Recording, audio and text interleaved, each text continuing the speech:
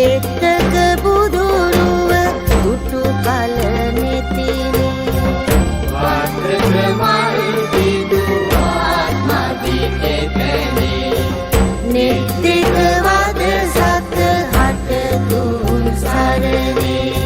තිරුවන් සරණයි. වල්පොළ පොල්පිතු මූකලාන කොස්පැලෑන යන ගාමත්‍රයට අයත් ශ්‍රීම රත්නාරාම විද්‍යානිවාස මහා පිරිවෙන් මහා විහාරාධිපති පිරිවෙන් කුත්‍යාධිකාරී මුළුදීවෙන්ටම සාමණේසුරු අවසරයි පින්වත් කළුවලගල විමලසාර නායක මාහිම්පාණන් වහන්සේ වරප්‍රදාන පූජනීය වන්දනීය ගරුතර මහා සංඝරත්නයන් ශ්‍රී බාලා බුදුරදන සමිතිය පවත්වනු ලබන පොසොන් පූජෝත්සව පින්කම් මාලාවේ අද 5 වෙනි ධර්ම දේශනාව සිදු කිරීම සඳහායි දැන් මේ සූදානම්ව පවතින්නේ.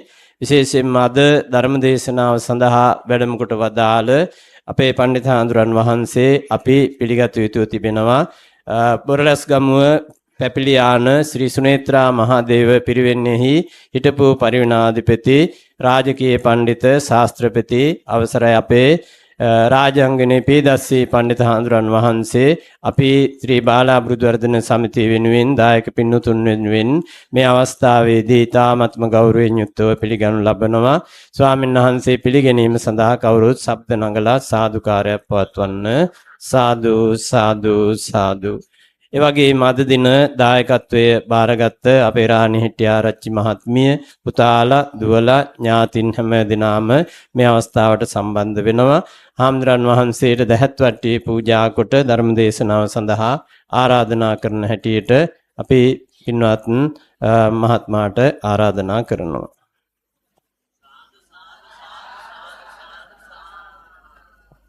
හොඳයි, ධර්ම ශ්‍රවණය කිරීම සඳහා සෑම දිනම සූදානම් වන්න. සියලු දෙනාට තෙරුවන් සරණයි. හොඳයි පින්වත්නි, කවුරුත් පංචශීලයේ සමාදන් වීම සඳහා নমස්කාරය කියන්න. බුද්ධං සරණං ගච්ඡාමි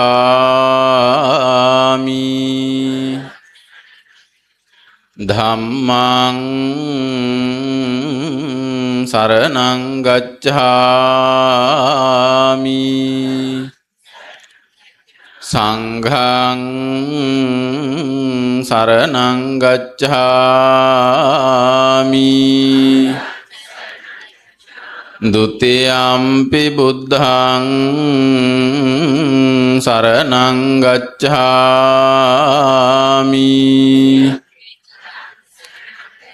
ဒုတိယံ පි ධම්මං සරණං ගච්ඡාමි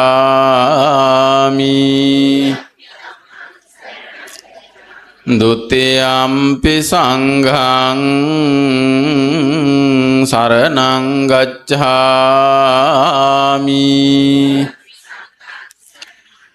တတိယံ පි බුද්ධං සරණං ගච්ඡාමි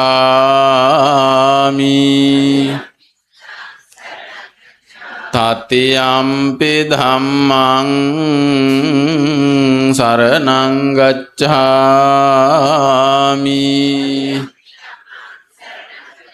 တတိယံ පි සංඝං සරණං ගච්ඡාමි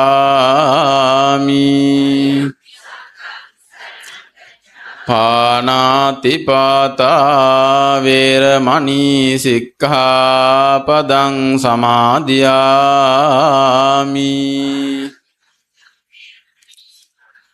අදින්නාදානා වේරමණී සික්ඛාපදං සමාදියාමි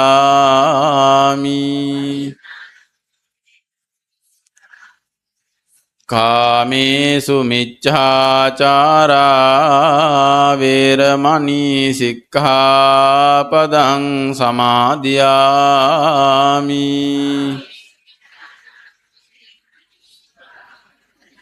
මුසාවාදා වේරමණී සික්ඛාපදං සමාදියාමි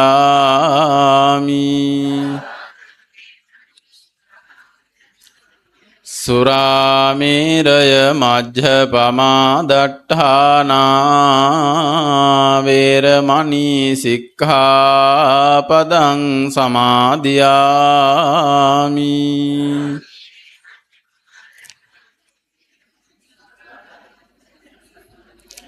සමන්ත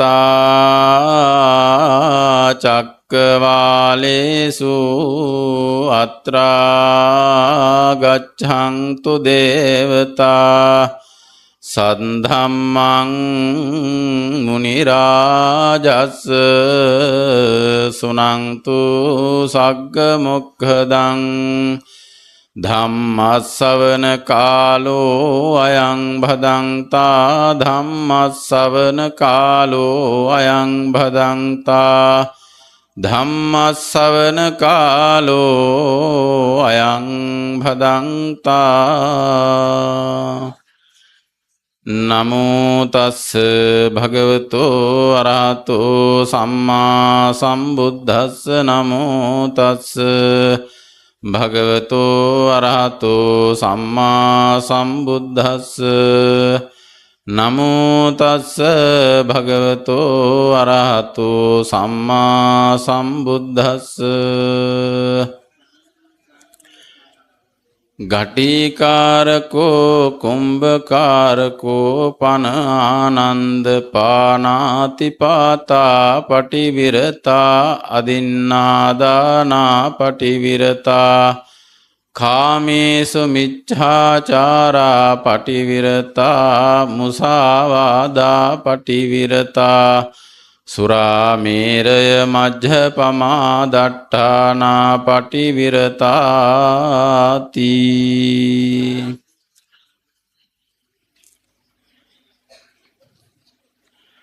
වල්පොල ශ්‍රී විමල රත්නාරාම විද්‍යානිවාස මහා පිරිවෙනෙහි ගරු කෘත්‍යාධිකාරීවර අධ්‍යාපන ජෝතික ධජ විචිත්‍ර භානී මුළු දිවයිනටම සාම මිනිසුරු පූජ්‍යපාද කළුවල්ගල විමලසාර නායක ස්වාමීන්ද්‍රයන් වහන්සේ, එවැගේම විද්‍යානිවාස මහා පිරිවෙනෙහි ගරු පරිවෙනාධිපති අපේ සිරිමල්ගොඩ නායක හාමුදුරන් වහන්සේ, වර ප්‍රමුඛ අති ගෞරවනීය මහා සංඝරත්නයන් අවසරයි.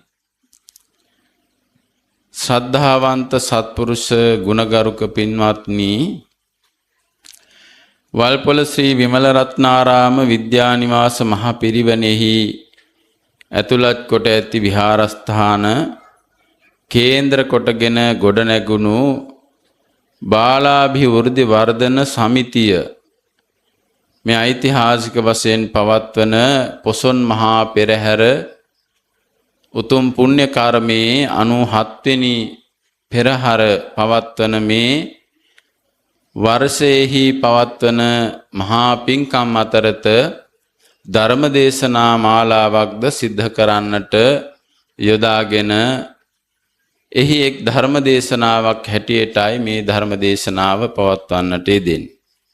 ඉතින් මේ සදහැතියන් ඊතා ගුණගරුක භාවයෙන් යුක්තව ශ්‍රද්ධාව ඇති කරගෙන ධර්ම ශ්‍රවණය කරගෙන ජීවිතයට යමක් එකතු කර ගැනීමේ අභිප්‍රාය අරමුණ ඇතිවයි මේ ධර්මශාලාවෙහි අසුන්ගෙන සිටින්නේ. මම මේ විහාරස්ථානයට අද දවසේ එනකොට මේ පින්කමේ තියෙන අතිශය අලංකාර ශාස්ත්‍රීක විභූතිය දකින්නට යෙදුණා.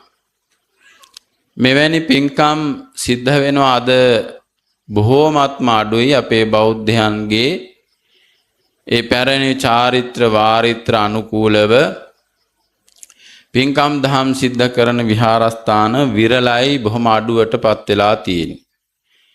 මොකද සමාජයේ කෙමෙන් පරිවර්තනයට ලක් වෙනකොට, වෙනස් වෙනකොට සමහර තියෙන සාර ධර්ම ගතිගුණ ශිෂ්ටාචාරයේ මුල් බැසගත් සිරිත් පිරිත් අමතක කරලා තමයි ඉදිරියට යන්නේ. නමුත් කිසිදු බෞද්ධයෙකුට අමතක කරන්නට බැරි වටිනා වූ දවසක් තමයි පොසොන් පොහොය කියලා කියන්නේ. මොකද අපි ශිෂ්ට සම්පන්න කරන්නෙම මෙන්න මේ වගේ උදාාරතර මාහැකි පොහොය දවසක. මහා මහින්ද මහරහතන් වහන්සේ පින්නතුනි මේ ලක්දිවට බුද්ධ ශාසනය රැගෙන වැඩම කළ නිසා තමා අපි මේ ශිෂ්ට සම්පන්න ජාතියක් වශයෙන් ගොඩ නැගිලාද ලෝකයේ මහා ප්‍රතාපවත් නමක් ඇති කරගෙන තිබෙන්නේ. ඒ සියලු ශක්තියින් අපිට ලබා දීලා තියෙන්නේ මහා මහින්දාගමනයේ ප්‍රතිඵල හැටියට. ඒ නිසා මේ මහින්දාගමනයේ සිහි කිරීම තරම් බෞද්ධයන්ට අතිශය ප්‍රීතිජනක උත්සවාකාරයෙන් සමරන්නට තියෙන වෙනත් උත්සවයක් නැති තරම් ශ්‍රී ලාංකීය බෞද්ධයන්ට. එනිසා පින්නතුනි ඔබ මේ සිද්ධ කරන අපේ ගරුතර නායක හාමුදුරන් වහන්සේලාගේ නොමද අනුශාසනා මඟ පෙන්වීම යටතේ මේ සිද්ධ කරන මාහැඟි පින්කම පළමු කොටම මම අතිශය අගය කරනවා. සිය දහස් වාරයක් අපේ නායක හාමුදුරන් වහන්සේලාට කෘතඥතාවය ඒ වගේම පුණ්‍යානුමෝදනාව මේ වගේ අත්‍යාලංකාර මහ පින්කමක් සිද්ධ කිරීම පිළිබඳව උන්වහන්සේට පුද කරනවා. පින්වතුනි අද ධර්ම දේශනාව තුලත් කියවෙන්නේ මෙන්න මේ සම්පatti ධර්මයන් ගැනමයි.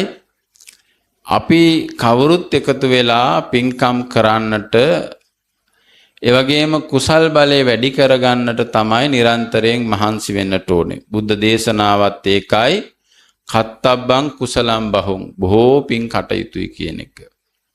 ඒ නිසා පින්වලට එකතු වෙන මේ හැම කෙනාම අපි දකින්නට ඕන කල්යාණ මිත්‍රයෝ හැටියට. කල්යාණ මිත්‍රයෝ හැටියට. ඒ කල්යාණ මිත්‍ර සම්පත්තිය තරම් අපිට මෙලව පරලොව යහපතට හේතු වෙන තවත් ධර්මතාවයක් නැතයි කියලා බුදුහාමුදුරුවෝ එක්වරක දේශනා කරනවා. ඒ නිසා මම අද ධර්ම දේශනා මාතෘකාව කොට තබා ගත්තේ මෙන්න මේ සම්පatti ධර්මයන් පිළිබඳව. ඒක පසුවට කල් තියලා පින්නතුනි මේ පින්කමෙහි අනුග්‍රාහකත්වයේ දරන පින්නතුනුත් සිහිපත් කරන්නට වටිනවා.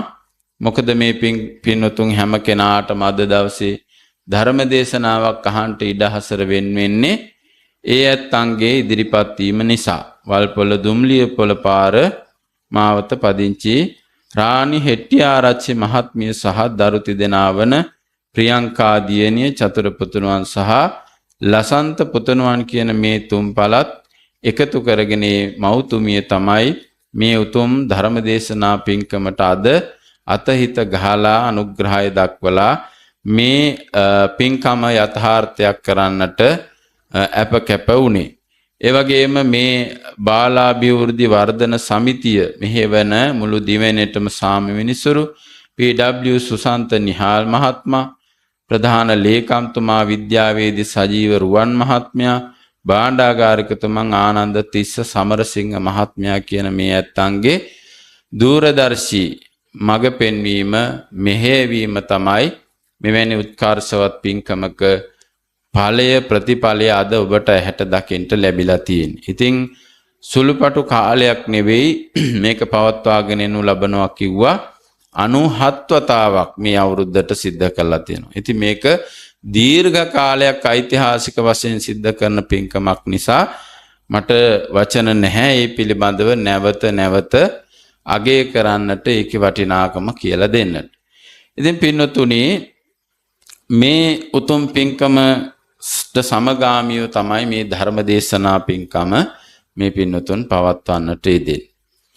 මේ ලංකාව තුල පින්නතුනි අනන්ත අප්‍රමාණ වූ ධර්ම දේශනාවන් ශ්‍රවණය කරන්නට ඉඩ හසර වෙන් වෙලා තියෙනවා. විවිධාකාරයේ ධර්ම දේශනා පවත්වනවා නේද? එතකොට අපි ගුවන් විදුලියෙන් ධර්මය අහනවා, ටීවී එකෙන් රූප වාහිනියෙන් ධර්ම දේශනා අහනවා. එතකොට මේ ධර්ම දේශනාවල අඩුපාඩුවක් එහෙම නෑ නේද? අපි කියන්නේ නම් සද්ධම්මෝ පරම දුර්ලභෝ කියලානේ. දැන් බලපුවාම අපිට බස් එකේ ගියත් ඇහෙනවා නේද? කොහේ ගියත් අපිට බණක් ඇහෙනවා කොහෙත්. දැන් අර දේවධර්ම ජාතකයේදී රජතුමාට සිද්ධ වුණා ලෝකේ තියෙන එක බණපදයක් හෝ අහගන්නට ජීවිතේ පරිත්‍යාග කරන්න. නේද? යක්ෂයා මොකද්ද රජතුමාට කිව්වේ? මං නම් බණ දන්නවා කියන්නේ නෑ හැබැයි මට ආහාරයක් නැති නිසා කුසගින්දර නිසා. ඊට පස්සේ මම ඔබගේ ආහාරය බවට පත් වෙන්නම්. ඒත් බෑනේ. බණ කියලා දුන්නාට පස්සේ කිව්වොත් මට නම් බෑ දැන් උඹේ ආහාරය වෙන්න කියලා නේද? රජතුමෙක්නේ. ඒ හින්දා මොකද කළේ? එහෙනම් මං අර උස කඳු පර්වතයට ගිහිල්ලා බිමට පනින්නම් උඹේ කටට පනින්නම් කට ඇරගෙන ඉන්න. කට ඇරගෙන ඉන්නකොට කටට වැටෙනවා සමගම බණපදේ කියන්නේ. එතකොට මම බණක් අහගන්න එකයි මගේ ජීවිත පූජාවයි ධර්මයේ වෙනුවෙන් දෙකම එකට වෙනවා. ඉතින් මේ යක්ෂයෙක් නෙවෙයිනේ ඇත්තටම ඇවිල්ලා හිටියේ නේද? කවුද හිටියේ?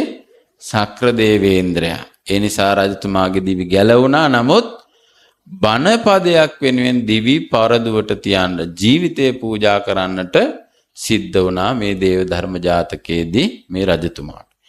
ඉතින් ධර්මයේ දුර්ලභයි කියලා කිව්වේ අන්නේ කාලවල. ධර්මය දුර්ලභයි. ඒ විතරක් නෙවෙයි.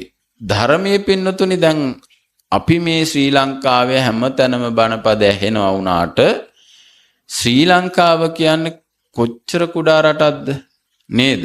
ලෝක සිතීමේ ගත්තාම හොයාගන්න අන්වීක්ෂයක් ඕනේ වයසක අපේ අම්මලා තාත්තලාටනේ. ඒ තරම් කුඩා රටක්. ඉතින් මේ අන්වීක්ෂයකින් හොයාගන්න ඕන කුඩා රටක නේ මේ නිතරම බණ ඇහෙනවා කියලා අපි හිතන්නේ. එතකොට අනිත් රටවල් වලට ආදේශ කරලා බැලුවොත් ඔය තායිලන්තය, මියන්මාරය වගේ තව බෞද්ධ රටවල් කිහිපයක් තියෙනවා. ඒ වගේත් බණ කියවෙනවා, ධර්මයේ පවතිනවා, ධර්ම පුස්තක පවතිනවා, පරිහරණය කරන්න පුළුවන්. එතකොට ලෝක ජනගහනය එක්ක බලපුවාම බෞද්ධයා කියලා කියන්නේ තාම කුඩා සංඛ්‍යාවක් පින්නතුනි. එතකොට බණ කොච්චර කියවුණත් වැඩක් නැහැනේ පින්නතුනි. අහන පිරිස අඩුයි නේද?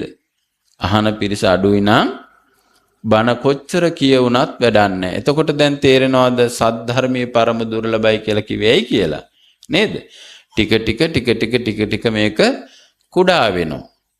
කුඩා වෙනව විතරක් නෙවෙයි දැන් බෞද්ධයෝ අපි ලංකාවේ ගත්තහමත් පින්නතුනි බෞද්ධයෝ ඉන්නවා.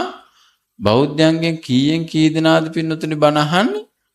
නේද? දැන් මෙතන අද රැස් වෙච්ච පිරිස දිගින් දිගටම බණ අහන්නට ඇති. හැබැයි මෙච්චරද ගම්වල ඉන්නේ? නෑ. මේ රටේ ඉන්නවා පින්නතුනි 2,20,00,000ක ජනතාවක්. 2,20,00,000කින් බෞද්ධයෝ දැන් පල්ලම් බැහැගෙන නේද යන්නේ? දැන් කීය හරිය වගේද අපේ ස්ථානේ රැකිලා තියෙන්නේ? 65ක් 70ක් අතරට ඇවිල්ලානේ. එතකොට පල්ලම් බැස්සෙවෙත් අපිම තමයි නේ. ආයෙ වෙන කවුරුත් ඇවිල්ලා පල්ලම් බැස්සුවේ නැහැනේ. අපි දැන් 65ට 70ට බැහැලා තියෙන්නේ. ඉතින් මේ බෞද්ධ කම අපි රැක ගන්නට ඕන කරලා තියෙනවා. ඒ කොහොම වුණත් පින්නතුනි ඒ අය අතරත් බණ අහන්නේ කී දෙනාද? එතකොට පොයකට අපි වෙසක් පොහේ දවස ගත කරා පහුගිය කාලේ. දැන් අලුත්ම මොකද්ද කියන්නේ ඒකට ට්‍රෙන්ඩ් එකනේ. අලුත්ම ට්‍රෙන්ඩ් එක මොකද්ද? මොකක් හරි පොයේ දවසේ කරන්න එපා නාඩගම නේද? පොයේ දවසේ ආගමික වැඩක නිරත වුන් නැත්නම් තරුණ දුවා පුතාට මේක විශේෂයෙන්ම කියන්නේ. නිරත වුන් නැත්නම් ඔන්න වැඩි හිටියෝ කෑ ගහනවා. මොනවද කරන්නේ? පන්සලකටත් ඵලයල්ලක බණක් අහපල්ලකෝ. අර මල පහන පූජා කරපල්ලකෝ කියලා බනිනවනේ. ඒ හින්දා මොකද කරන්නේ? ඒ හින්දා දැන් ලෑස්ති කරගෙන තියෙනවා දන්සල් සැනකෙලියක් දෙන්නනේ. හැම තැනම ගත්තොත් මොකද කරන්නේ? දන්සල් දෙනවා. කඩල දන්සල කියනවා. කිරිකෝපි දන්සල කියනවා. නූඩල්ස් දන්සල කියනවා. අයිස්ක්‍රීම් දන්සල කියනවා. දන්සල් බැහි වැහැලා. සැබෑවටම මේ දන්සලේ අර්ථය තිබ්බේ පින්නතුනේ කාලේ පන්සල් යන අයට තමයි දන්සල් දුන්නේ. කාටද දුන්නේ? පන්සල් යන අයට තමයි දන්සල් දුන්නේ. දැන් පන්සල් වැහිලා ගිහිල්ලා පන්සලේ ගේට්ටුව ගාවෙන් එහා තමයි දන්සල් දෙන්නේ. ඒ කාටද දෙන්නේ? දන්සල් වන්දනාව යන අයට. නේද? දන්සල් වඳින්න ගියාද? දැන් ඔය තියෙනව නේද chat කරනවා කියලා එක ඒ වගේ කරනවා group වල. මොකද කරන්නේ? අද දන්සල් වන්දනා මම දැක්කා දන්සල් තියෙන වගේ ස්ථාන ලයිස්තුවක් දාලා තියෙනවා. මේ තැන්වල තමයි ලොකේෂන් දාලා තියෙනවා. පුදුමාකාර වැඩක් නේද? ඉතින් බෞද්ධයෝ 65ට නෙවෙයි පුදුමයි 65 අපි එල්ලිලා ඉන්න එක ගැනනේ. 65 නෙවෙයි ඊටත් එහා විසිකා වෙන්න ඕනේ හරිනම්. එයි මේ බෞද්ධ උරුමේ අපි රැකගෙන නැහෙනි. බෞද්ධ උරුමේ පවතින පින්නතුනේ මේ ප්‍රතිපදාව ආරක්ෂා කරන එක තුලනේ. මේ ප්‍රතිපදාව රැකගන්න එක තුල තමයි බෞද්ධ උරුමේ තියෙන්නේ. එහෙම නැතුව පින්නතුනේ අරයට මෙයාට අනිත් જાතියකට අනිත් ආගමකට පහර ගහලා ඒ ඇයට දොස් කියලා එයාලගේ කටයුත්ත ලස්සනට කරනවා. බෞද්ධයන්ට තමයි තමන්ගේ කටයුත්ත හරියට කරගන්න බැරි වෙලා තියෙන පින්නතුනි. ඒ නිසා මම මුලදිම අර ලොකු වර්ණනාවක් කළේ මේ පින්කම ගැන. මේ පින්කම ඒ තරම් සතුට උපදවන සුළුයි. ඇයි මේවා බොහොම විරලව සිද්ධ කරනවා. මේවට දැන් යෙදෙන්නේ නැහැ. ඇත්තම කිව්වොත් දායකයෝ විතරක් නෙවෙයි. දැන් හාමුදුරුවරුත් මේවට වෙහෙසෙන්නේ නැහැ. බේඩන්නේ කරලා. නේ? හාමුදුරුවෝ ගොඩාක් අය අපි ඇසුරු කරනවානේ. අපිත් හාමුදුරුවෝ නිසා ගොඩක් මේ දායකයන්ට කරලා වැඩන්නේ. අපෝ බණ කියලා වැඩන්නේ හාමුදුරුවනේ. කවුද වහන්නේ? කවුද ඔය හැදෙන්නේ? ඒ වුණාට බණ කිය අහන්න නැති වුණත් නේද? අන්තිම එකට බහැලා බිඳුවට බහිනකම්ම අපේ කටයුත්ත තමයි පින්නොත්නි බණ කියන එක. ධර්මයේ දේශනා කරන එක. බුදුරජාණන් වහන්සේටත් එහෙම හිතුණානේ. බුද්ධත්වයට පත් වෙච්ච වෙලාවේ පින්නොත්නි බුදුහාමුදුරුවෝ එතකොට තමයි දැනගත්තේ මේ සංසාර සාගරේ මේ වැටිලා ඉන්න දුක් විඳින මිනිස්සයා සත්වයාගේ තියෙන භයංකාර ස්වභාවය බුදුහාමුදුරුවෝ දැක්කේ බුදු වුණාට පස්සේ.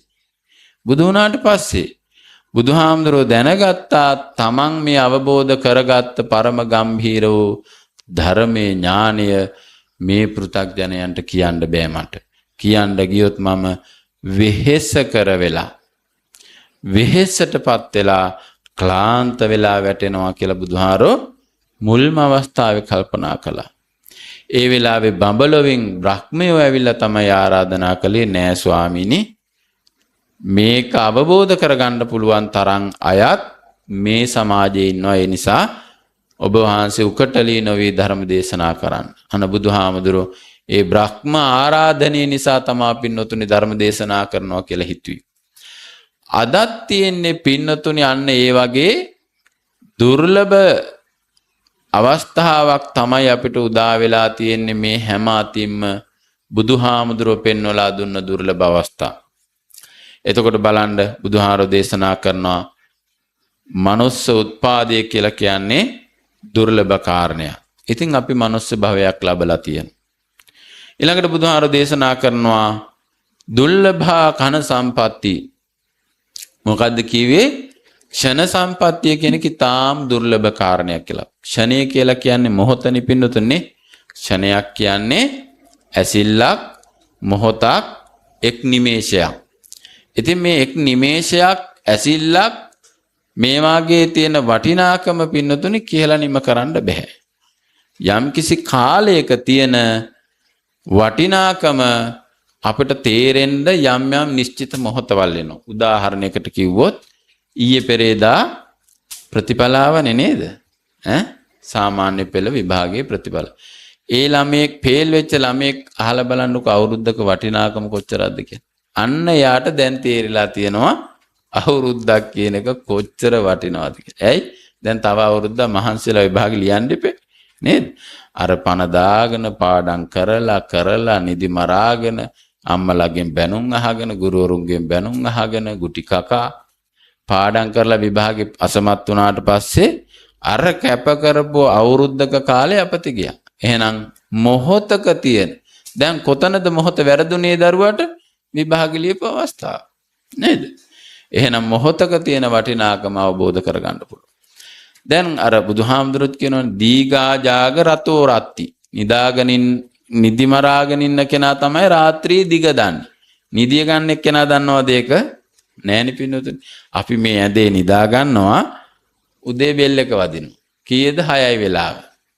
ඉතින් ඇහැරිලා ආයෙත් අර දෛනික අපි කියන්නේ නේද අපි අම්මලා කියන්නේ සුමේ කරනවා කියලානේ. මේ සුමේ කරලා ඉවරයක් නෑ කියලා කියන. ඉතින් සුමේ පටන් ගන්නවා පහවදා නැවත. විනාඩියක්වත් නිදාගත්තේ නෑ වගේ හැඟීමක් අපට තියෙන්නේ. ඇයි? නිදි මරණ කෙනා තමයි රාත්‍රී දිග දාන්නේ. එහෙනම් ක්ෂණයක තියෙන ඇසිල්ලක තියෙන වටිනාකම අවබෝධ කරගන්න අපිට අවස්ථා එනවා. ඊළඟට බලන්නකො පින්නතුනි අපි යනවා ගුවන් ගමනක් යන්න. පිටරටකට යන්න. නේද? හරියටම කියලා තියෙනවානේ මේ වෙලාවට එන්න නැත්තම් ෆ්ලයිට් එක නවත්තාගෙන ඉන්නේ නැහැ කියලානේ. අපි අපේ තියෙන නොසැලකිල්ලේ ඉඳලා පරක් වෙලා ගියාම මොකද වෙන්නේ පින්නතුනි? ෆ්ලයිට් එක මිස් වෙනවානේ. එතකොට මොකද කියන්නේ? එතකොට ඉතින් අපි යන්න මොහොතක තියෙන විනාඩියක තියෙන දැන් බස් එකේ යන්නත් ඉන්නවනේ ගොඩක් අය නේද? දැන් ඔය බස් එකේ යන්න ඉන්නකොට පින්නතුනි බස් එක අපිට පෙනි අද්දනවා. එතකොට මොකද හිතෙන්නේ? Tamanටම ටොකු යන ගන්න හිතනවානේ. තව විනාඩියක් ඉස්සෙල්ලා ආවනම් අන්න ඒකට තමයි පින්නතුනි කියන්නේ මොහොත කියලා.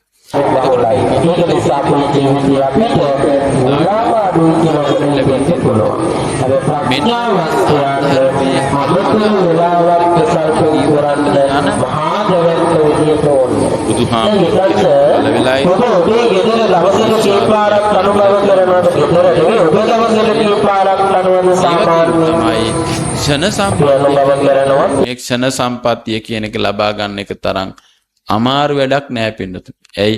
මිනිස්සෙක් වෙන්නත් ඕන. මිනිස්සෙක් වුණාටමත් බෑනේ. හොඳට බුද්ධිය තියෙන්න ඕනේ. දැන් අපි ගාව ඉන්නවා සමහර ඇත්තෝ බුද්ධියෙන් හීනයි නේද? බුද්ධියෙන් හීනයි. ඒ කියන්නේ මේ මට බුද්ධිය නැහැ කියන අඩුව නෙවෙයි තියෙන්නේ. සමහර අය උපතින්ම නේද? අපි ඒකට කියනවා මන්ද බුද්ධික භාවයෙන් යුක්තයි. එතකොට දැන් මං ඉපදෙනකොට මෙහෙම වුණා නම් මට ධර්මය අවබෝධ කරගන්න බෑ. ඒ වගේම අංග විකලයි ශරීර දුබලතාවයන්ගෙන් යුක්තයි. එහෙම වුණා නම් පින්නොත් මට බණක් ඇහෙන තැනකට යන්න විදිහක් නැහැ. ඔබ දන්නවා මට්ට කුණ්ඩලී කතාවේදී බුදුහාමුදුරුවෝ පිටිපැස්සෙන් හිටියා ඒත් මට්ට කුණ්ඩලීට හැරිලා බලන්න බැරි වුණා නේද? පාණ්ඩු රෝගේ ප්‍රබල වෙලා ඊටාම අසාධ්‍ය මට්ටමක ඉන්නකොට බුදුහාමුදුරුවෝ Tamanගේ පිටිපැස්සේ ඉඳලත් හැරිලා බලන්න බැරි වුණා පින්නොත්. ඒ තරම් රෝගයෙන් පීඩාවටපත් වුණා. එතකොට අපිට යම්කිසි රෝග පීඩාදිය හැදෙන්න පුළුවන් නේද? රෝග සමහර අය ඉන්න උපතින්ම රෝගයකට ගොදුරු වෙලා ඉන්නේ. ඒ රෝගයේ මුළු ජීවිත කාලයක් පීඩා විඳිනවා. පන්සලකට යන්න, සිල් සමාදන් වෙන්න, බණ ටිකක් අහන්න, දානයක් දෙන්න නේද? විවිධාකාරයේ දුබලතාවය සමහර අයගේ කටින් කෙල පෙරෙනවා, කට වහගන්න බෑ. සමහර අයගේ ඇස පේන්නේ නැහැ. සමහර අය කොර ගහනෝනේ. විවිධ ශාරීරික දුබලතාවලින් අපි යුක්තව මේ ලෝකෙට ආවා. එහෙනම් අපිට ඒ ක්ෂණ සම්පත්තිය ලැබිලා නැහැ. ඊළඟට පින්නතුනි ඒ සියල්ලම හොඳට තියෙනවා. නමුත් පින්නතුනි අපට පින්නතුනි අවබෝධ කරගන්නට ඥානය නැත්තම් නේද? ඥානය නැත්තම් ඒත් මේ ධර්මය අවබෝධ කරගන්නට බෑ. ඒ ඥානය නැති නිසා අපි සමහර වෙලාවට මිත්‍යා දෘෂ්ටිකයෝ බවට පත් වෙලා තියෙනවා. වෙනත් ආගම් අදහනවා. වෙනත් දෘෂ්ටීන් වලට පත් වෙලා ඉන්නවා. විවිධාකාරයේ සක්කාය දිට්ඨි විචිකිච්ඡා ආදී තත්ත්වයන්ට පත් වෙලා ඉන්නවා. එහෙම වුණාම පින්නතුනි අපි මේ ධර්මයට යොමු වෙන්නේ නැහැ. අඩුතරමේ සෝවාන් ඵලයට තියා සෝවාන් මාර්ගයටවත් පත් වෙච්ච කෙනෙක් බවට පත් වෙන්න පුළුවන්කමක් ලැබෙන්නේ නැහැ පින්න. එහෙනම් පින්නතුනි මේ ක්ෂණ සම්පත්තිය ඔය සියලුම බාධක දුරස් කරගෙන පරාජය කරගෙන අපි දැන් බණ අහන තැනට ඇවිල්ලා තියෙනවනේ. තේරෙනවද? නිකන් අද වාහනේ නැගලා ඇවිල්ලා සුව පහසුව බහැලා මෙතෙන්ට ආවා කියලා හිතුවට මේ ගමන බොහෝම දුෂ්කරව සංසාරේ ඇවිල්ලා තියෙන පින්නතුනි. මේ බණපදේ අහගන්න පින්නතුනි ඔබ සංසාරේ අප්‍රමාණ දුක් විඳගෙන මෙතෙන්ට ඇවිල්ලා තියෙන්නේ. ඒක බුදුහාමුදුරුවෝ බොහෝම පැහැදිලිව සංසාරේ බය අපිට පෙන්නලා තියෙනවා. එහෙම ලැබපු අවස්ථාවක් ඇතිව ධර්මයක් තියෙනවා. සද්ධම්මෝ පරම දුර්ලභෝනේ නේද? සද්ධර්මයේ තමයි මේ සියල්ල අතර පරම දුර්ලභ කාරණේ. ඒකත් ලැබිලාද? එහෙනම් මේකෙන් වැඩ ගන්නට පින්නතුනි අපිට ඕනෑකම තියෙනවා. ධර්මයේ කොතරම් ඇහුණත් කොතරම් ඇහුවත් පින්නතුනි කෙනෙක්ට නිවන් දකින්න ධර්මාවබෝධය ලබන්න පුළුවන් කමක් නැහැ. ඒ ධර්මයේ ප්‍රවෘදු පුහුණු කරන්නේ නැත්තම්, ඒ ධර්මය අවබෝධ කරගෙන ඒ අනුව ජීවිතය හැඩගස්සා ගන්න නැත්නම්. බුදුහාමුදුරුවෝ ධම්මපදයේ මෙහෙම ගාථාවක් කියනවා. ගෝපෝව ගාවෝ ගණයම් පරේසං න භාගවා සාමඤ්ඤස්ස හෝති. භික්ෂුන් වහන්සේට කිව්වේ මෙන්න මේ ධර්මය හොඳට දැනගෙන ධර්මය කියන නමුත් පිළි නොපදින අය හරියට අනුන්ගේ ගවරැල බලා ගන්න ගොපල්ලෙක් වගේ කියලා නේද? අනුන්ගේ ගවරැල බලා ගන්න ගොපල්ලෝ තමයි අපේ බහුතරයක් බෞද්ධයෝ අතර ඉන්නේ. ඇයි? ධර්මය හොඳට දන්නවා, කියන්න දන්නවා, හාමුදුරන්ටත් උපදෙස් දෙනවා. නෑ එහෙම නෙවෙයිනේ හාමුදුරනේ, අර සූත්‍ර පිටකේ අහවල් සූත්‍රයේ තිබ්බේ කියලා හාමුදුරුවොත් එක්ක තර්ක විතර්ක කරනවා, වාද කරනවා. නමුත් පිළිපැදීම නෑ. ඒක පිළිපැදීම කියන එක මේ බොහෝම අඩුයි, බිඳුවේ තමා තියෙන්නේ. ඉතින් ඒක තමයි අපේ බෞද්ධයන්ට මේ වෙලා තියෙන ස්වභාවය. අපිට ධර්මයේ පිළිපදින්න අවස්ථාව, ධර්මානුකූල දිවි පෙවෙත හුරු කරගන්න තියෙන අවස්ථාව ගිලිහිලා තියෙනවා. ඒකට සංකර සමාජ පරිවර්තනයකටපත් වීම තමයි හේතු වෙලා තියෙන්නේ. එනිසා පින්නතුනි, අපි නැවත වතාවක් ධර්මයේ වටිනාකම අවබෝධ කරගෙන ධර්මයේ කුමක් සඳහාද ප්‍රයෝජනයට ගත යුත්තේ කියන එක ගැන අවබෝධයක් ඇති කරගෙන තමයි මේ ධර්මය අහන්නට ඕන. ඒකයි බුදුහාරෝ සුනාත ධාරේත චරාත ධම්මේ. මේ ධර්මය හොඳින් අහන්නට, ඒක ධාරණය කරගන්නට, ඒ අනුව පවතිනට, ඒ අනුව ජීවිතය හැඩගස්වා ගන්නට කියලා දේශනා කළේ. හොඳයි පින්නතුනේ, අද ධර්ම මාතෘකාව හැටියට මේ කාරණාවල කිහිපයක් ඉදිරිපත් කරන්නට බලාපොරොත්තු වෙනවා. බුදුරජාණන් වහන්සේ දේශනා කළ සූත්‍ර අතර තියෙනවා පින්නතුනේ ඝටිකාර කියලා සූත්‍රයක්. මේ සමහර ඇත්තෝ, උපාසක ඇත්තෝ සිල් සමාදන් වෙනවා නේද? ගොඩක් අය මේ දේශනාව අහලා ඇති. මේ ඝටිකාර සූත්‍රයේදී පින්නතුනේ බුදුහාමුදුරෝ දේශනා කරනවා මේ විපස්සී කාශ්‍යප බුදුහාමුදුරෝ ඉන්න කාලේ කාශ්‍යප බුදුහාමුදුරුවන්ගේ අග්‍ර උපස්ථායකයා බවට පත් වෙලා හිටියේ ඝටිකාර කියලා කුඹල්කරුවෙක් වෙනුතු. කවුද නම? ඝටිකාර කියන කුඹල්කරුවා. කුඹල්කරුවා කියන්නේ මොනා කරන කෙනාද? මැටි වලං හදන කෙනා. එතකොට මෙයාගේ ජීවිකාව උනේ මෙන්න මේක. මෙයා බොහොම අහිංසක, දුප්පත් කුලයෙන්ොත් පහළ කෙනෙක්. එතකොට මෙයා මොකද කරන්නේ? අර මැටි වලං හදලා ජීවිකාව ගෙන. ඉතින් මෙයාට හිටියා පින්නතුනේ ජෝතිපාල කියලා. එච්.ආර්. ජෝතිපාල නෙවෙයි, ජෝතිපාල කියලා යාළුවෙක් හිටියා. කවුද මේ ජෝතිපාල කියලා දන්නවද උපාසකම්මලා? කවුද? අපේ බෝධිසත්වයන් වහන්සේ. අපේ බෝධිසත්වයන් වහන්සේ තමයි මෙයාගේ යාළුවා වෙලා හිටියේ. ඉතින් මෙයා දවසක් බුදුහාමුදුරන්ගෙන් බණ අහලා පැහැදිලා ශ්‍රද්ධාව උපදවාගෙන උන්වහන්සේගේ තිසරණේ පිහිටලා උන්වහන්සේගේ අග්‍ර උපස්ථායකයා බවට පත් වුණා. ඒ ශ්‍රද්ධාවෙන් අග්‍රස්ථානයේ ඉඳලා තමයි ඒ தත්ත්වයට පත් වුනේ. දැන් පින්නතුනේ ඔහොම කාලය ගත වෙනකොට මෙයා නිතරම මේ ජෝතිපාලට යෝජනා කරනවා, ජෝතිපාල මගේ මිත්‍රයා යන්න පන්සලට කියලා අහනවා. අහනකොට මොකද කියන්නේ පින්නතුනේ? මේ කිං ඉමිනා මුණ්ඩ කියන සමනේන මේ මුඩු කරගත්ත හිස් තියෙන ශ්‍රමණයන් දැකීමෙන් ඇති ඵලය කුමක්ද කියලා ඝටිකාරට කියන. කවුද මේ කියන්නේ? ජෝතිපාල කියන්නේ. එහෙම කියලා කියන හැම වාරයකදීම මෙයා පන්සලට යන එක, බුදුන් දැකීමට යන එක, බණ අහන්නට යන එක ප්‍රතික්ෂේප කළා. මෙහෙම පින්නතුන කීප වාරයක්ම මේ ඝටිකාර ජෝතිපාලට යෝජනා කළා. එක දවසක් මේ දෙන්නම නාන්න ගියා නාන තොටුපළට. නාන තොටුපළේදී බලහත්කාරයෙන් හරි මගේ යාළුවා මේ යහපතේ යොදවනවා කියලා හිතාගෙන නාලා ගොඩ වුණාට පස්සේ කිව්වා අද යන්න මේ ළඟපාතනේ පන්සල තියෙන්නේ. යන්න අද පන්සලට අපි බුදුහාමුදුරුවෝ බැහැ දකිමුද?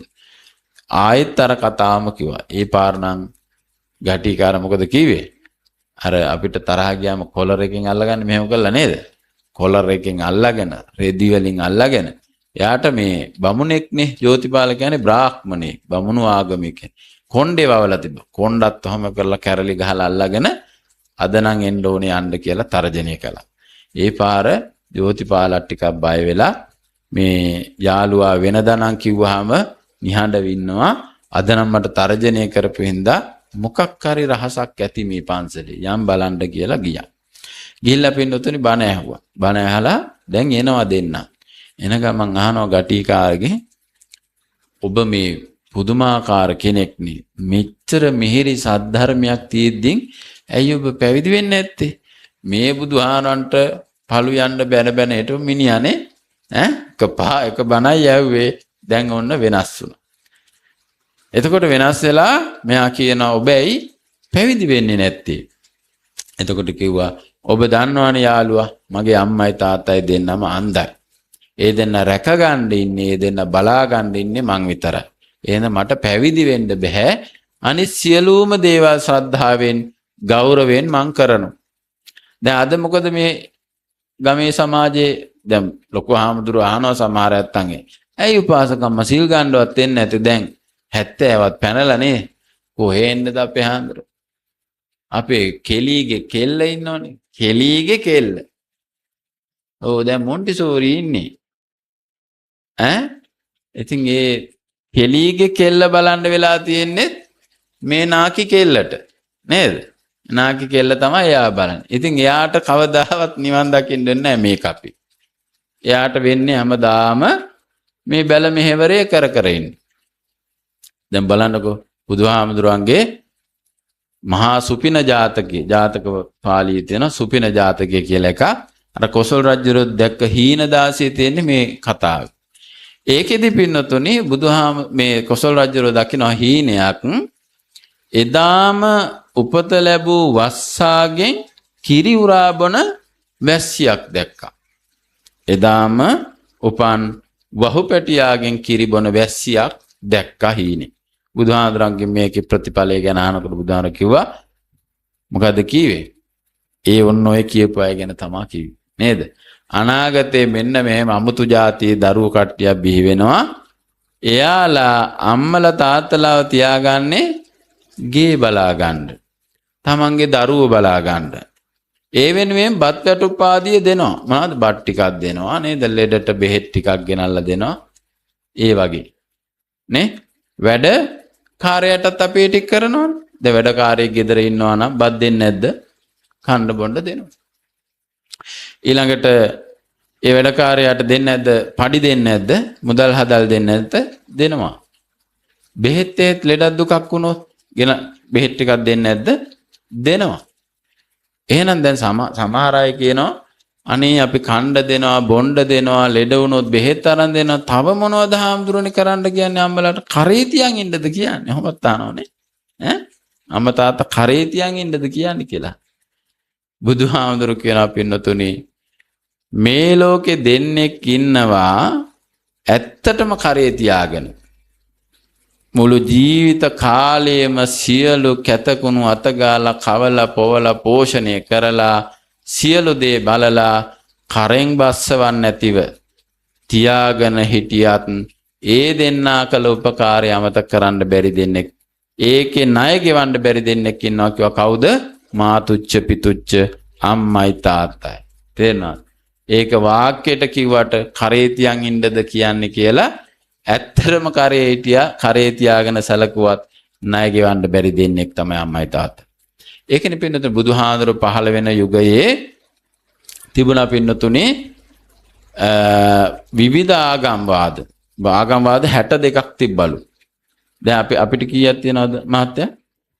ලංකාවේ ආගම්වාද කීයක් තියෙනවද? 4ක් විතරනේ තියෙන්නේ නේද? ඔය Hindu, Islam, බෞද්ධ, ක්‍රිස්තියානි නේද?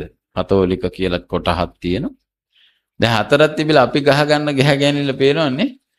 අර 62ක් තිබ්බලු. කොහොම ගහගැනිලා ගහගන්න ඇද්දනේ ඒ කාලේ?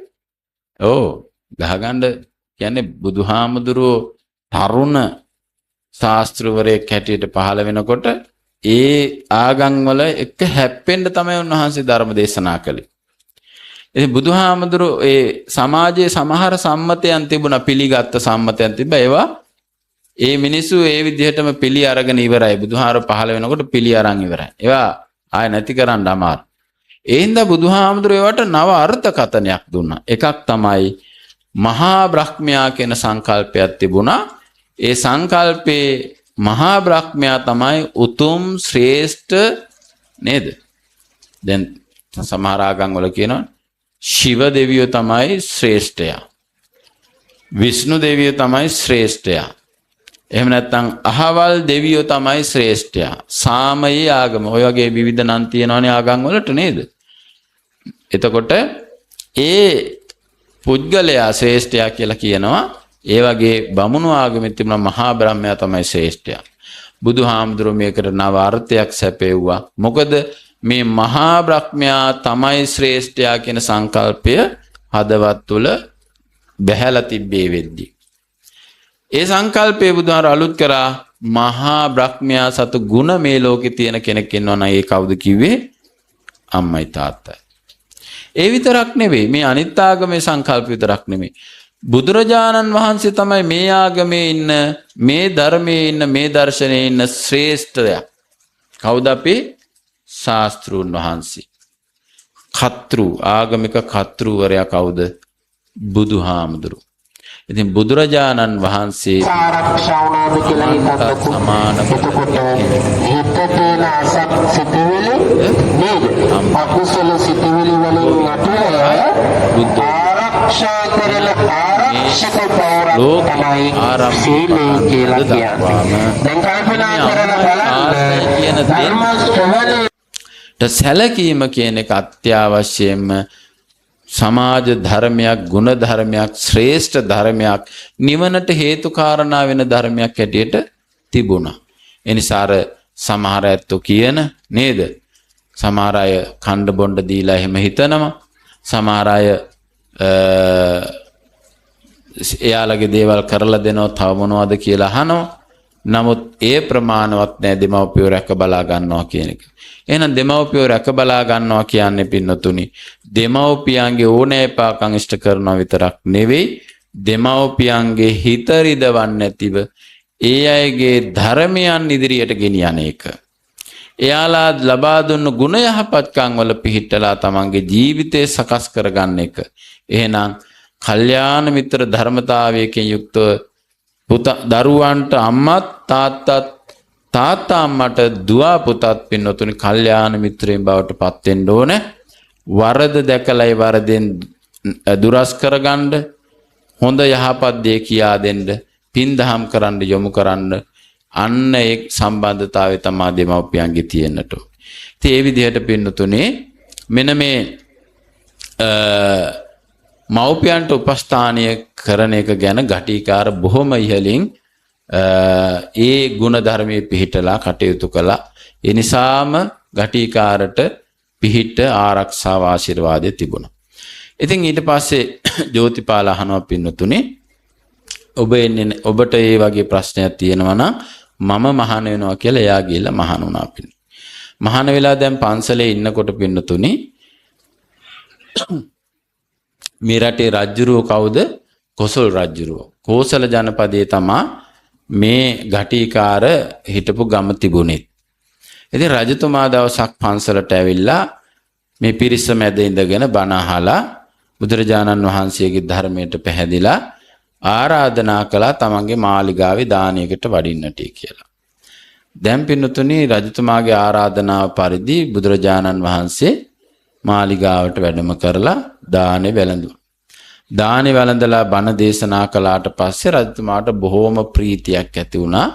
ඇති වෙලා ආරාධනයක් කළා, ස්වාමීනි මේ වස්තුම් මාසේ වාසය කරන්න කියලා අපේ මේ ජනපදයේ. ඉතින් මේ ආරාධනාව බුදුහාමුදුරු එකහෙලාම ප්‍රථම වාරයේම ප්‍රතික්ෂේප කරනවා පින්නතුනි. මොකද කියන්නේ? රජතුමනි මට ඔබේ ආරාධනාව පිළිගන්න බෑ. නැවතත් රජතුමා කල්පනා කරලා ආරාධනා කරනවා. ආරාධනා කළාම දෙවෙනි වාරෙත් ප්‍රතික්ෂේප කරනවා.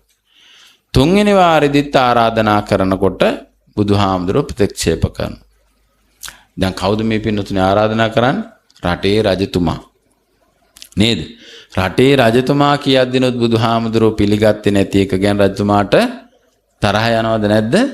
තරහ යනව නේද? රජතුමා පුරුතජනයි. තරහ ගිහලා බුදුහාමුදුරන්ගෙන් බුදුහාමුදුරනේ ඇයි මගේ ආරාධනාව ප්‍රතික්ෂේප? මට ආරාධනාවක් ලැබුණා. ආරාධනාවක් ලැබුණා. ඒ මටත් වඩා ප්‍රබලයෙක්, මටත් වඩා බලවතෙක් කවුද ඉන්නේ? මගේ ආරාධනාව ප්‍රතික්ෂේප කළා ඒ ආරාධනාව බාර ගන්න තරම් ඉන්නවා රජතුමනි. කවුද? ඒක ප්‍රත්‍යන්ත දේශක මේ කෝසල ජනපදේ ප්‍රත්‍යන්ත ඒ කාලේ ඔය කාශ්‍යප බුදුහාමුදුරන් කාලේ වෙන නමකින් හඳුන්වන්නට ඇති. අපේ බුදුහාමුදුරන් කාලේ කෝසල ජනපදේ. එතකොට මේ ප්‍රත්‍යන්ත දේශයේ ඉන්නව කවුද? මේ ඝටිකාර කියලා කුඹල්කරුවෝ. ඝටිකාර ඒ තරමට ප්‍රබලයක් වෙන්නේ එයා මහා ධන බලයක් සිටුවරේද කියලා අපෝ නෑ රජතුමනි. එයාට කිසිම වස්තුවක් නැහැ. එහෙනම් එයා මහා කුලවතෙක්ද? අපෝ නෑ රජතුමනි. එයා මේ කුඹල්කරුවෙක්. කුලයෙන් බොහොම හීන කෙනෙක්. එහෙනම් මොකද්ද මේ වෙනස කියලා අහපුවාම බුදුහාර කියනවා රජතුමනි ඝටිකාරගේ ඔබතුමා ගැන නැති ස්වභාවයත් ඒ තමයි තුනුරුවන් කෙරෙහි අප්‍රමාණ ශ්‍රද්ධාවක් තියෙනවා කියලා කිව්වා. මොකද්ද තියෙන්නේ? ශ්‍රද්ධාවක් තියෙනවා. එතකොට ශ්‍රද්ධාවයි කියලා කියන්නේ පින්නතුනි මේ ධර්මයට ඇතුළත් වෙන්න තියෙන දොරේ මොකද්ද? යතුරු පින්නතුනි. මොකද්ද? දොර වහලා තියෙනවා නම් සද්ධර්මයට ඇතුල් වෙන්න ඒ ඇතුල් වීම සඳහා දොර අරගන්න තියෙන යතුරු තමයි ශ්‍රද්ධාවේ කියලා කියන්නේ. එහෙනම් ශ්‍රද්ධාව තියෙන කෙනාට තමයි ධර්මයට ඇතුල් වෙලා බලලා අවබෝධ කරගෙන මේ නේද? මේ ගේ ඇතුලේ තියෙන තුන් මුල්ල හතර මුල්ල බලලා හොයාගෙන විපරම් කරලා ඒ දේවල් පරිහරණය කරන්න අවකාශය අවසරය ලැබෙන්නේ ශ්‍රද්ධාව තියෙන කෙනා. එහෙනම් අන්න ඝටිකාර තුල රජතුමාගේ නැති මහා ගුණයක් තිබුණයි තමයි තුනුරුවන් කෙරෙහි අප්‍රමාණ ශ්‍රද්ධාවක් තිබුණා. දැන් අපේ ඇත්තන්ගේ බලන්නකො නේද? අපේ ඇත්තන්ගේ තියෙන ශ්‍රද්ධාව පන්සලේ ලොකු හාමුදුරුවෝ දාන ගේන දවසේ නොහිටියොත් එහෙම ශ්‍රද්ධාව දෙපිටින් යන්නේ නේ. දැන් ගිය මාසේ දාන ගෙනකොටත් මේ ලොකු හාමුදුරුවෝ දානකට ගිහිල්ලා අදත් නැහැ හාමුදුරුවෝ. නේද? එහෙම සමහර අය බලාපොරොත්තු වෙනවා. පොඩි හාමුදුරුවෝ නෙවෙයි. නේද? ලොකු හාමුදුරුවෝම ඉන්න ඕනේ. ඉතින් ලොකු හාමුදුරුවෝ සියලු කටයුතු දාලා සමහර වෙලාවට කිල්නික් යන්න තියෙන එදාමයි අම්මෝ අර කෑ ගහන උපාසකම්ම දාන ගියන දවස අද ඔහෙ කිල්නික් යන්නේ පස්සේ ගිහින් බෙහෙත් ටිකක් ගේනවා. ඒ කිල්නික් එක නවත්තගෙන ඉන්නවා. ඇයි? උපාසකම්මට තරහ යනවා. නේද? ඉතින් ඒ නිසා පින්නතුනි ශ්‍රද්ධාව බොහෝම ඉක්මනින් අයින් වෙලා යනවා. ඇයි? අපි ශ්‍රද්ධාව ඇති කරගෙන තියෙන අවබෝධයෙන් නෙවෙයි. ඒකට ශ්‍රද්ධාව නෙවෙයි ඇත්තටම කියන්නේ භක්තිය කියලා. මොකද්ද කියන්නේ? මේ අනෙත් ආගම් වල තියෙනවා භක්තිය කියලා එකක්. ඒ භක්තිය ඇති වෙන්නේ පින්නතුනි නොදන්නා දෙයක් ගැන ඇති කරගන්නා භයක් තියෙනවා. දැන් දේවාලයකට යනකොට පින්නතුනි අපි කොහොමද යන්නේ?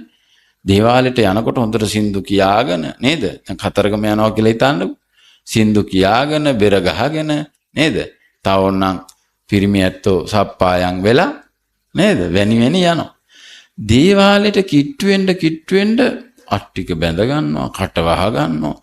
දැන් නම් දෙයියන්ට ඇහෙනවා. දැන් දෙයියන්ගේ කනට අපි කියනවා ඇහෙන පේන මානින්. එතකොට කට වහගෙන බිම් බලාගෙන විරිත් හිඳිලා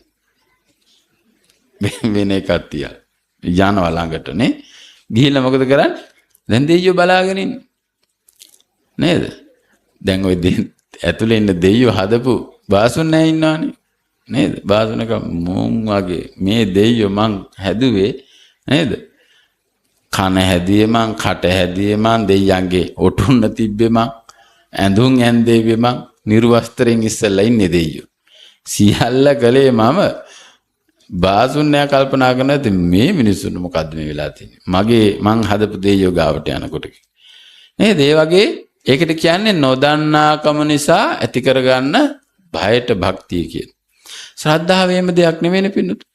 බුදුරජාණන් වහන්සේ අර විහාරේ ඉන්න මේ පිළිම නෙලලා තියෙන බුදුහාමුදුරුවෝ දානේ වළඳන්නේ නැහැ කියලා අපි දන්නේ නැද්ද? දන්නවා. එහෙනම් බුදුරජාණන් වහන්සේගේ ගල් පිළිමයට නෙමෙයි අපි දානේ පූජා කරන්නේ. කාටද පූජා කරන්නේ? ගුණයට. සම්බුදු ගුණයට පූජා කළා. එතකොට සමහර විට අපි ආශ්‍රය කරන අපි දාන දෙන හාමුදුරුවෝ දුසිල්වතෙක්. අපි දන්නේ නැද්ද ඒක? දන්නවා. නමුත් අපි ඒක සලකන්නේ අපි සග ගුණයට පූජාවක් සිද්ධ කරනවා. එහෙම හිතනද මතන්ද දියුණු චින්තනයක් තමයි කවුද බිහි කළේ? බුදුහාමුදුරුවෝ පින්නත. බුදුරජාණන් වහන්සේගේ දර්ශනය එහෙම එකක්.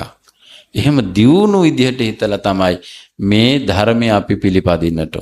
නමුත් දැන් ශ්‍රී මහ බෝධිය ගාවට ගියා රුවන්වැලි සෑයට ගියාම මම දකිනවා බිම පෙරලි වදිනවා. සමහර අය බඩ ගන්නවා. සමහර අය තනි කකුලෙන් ඉන්නවා. සමහර අය ඔළුව ගහගෙන ඉන්නවා මළුවට. මොකද්ද මේ චෛත්‍යයට?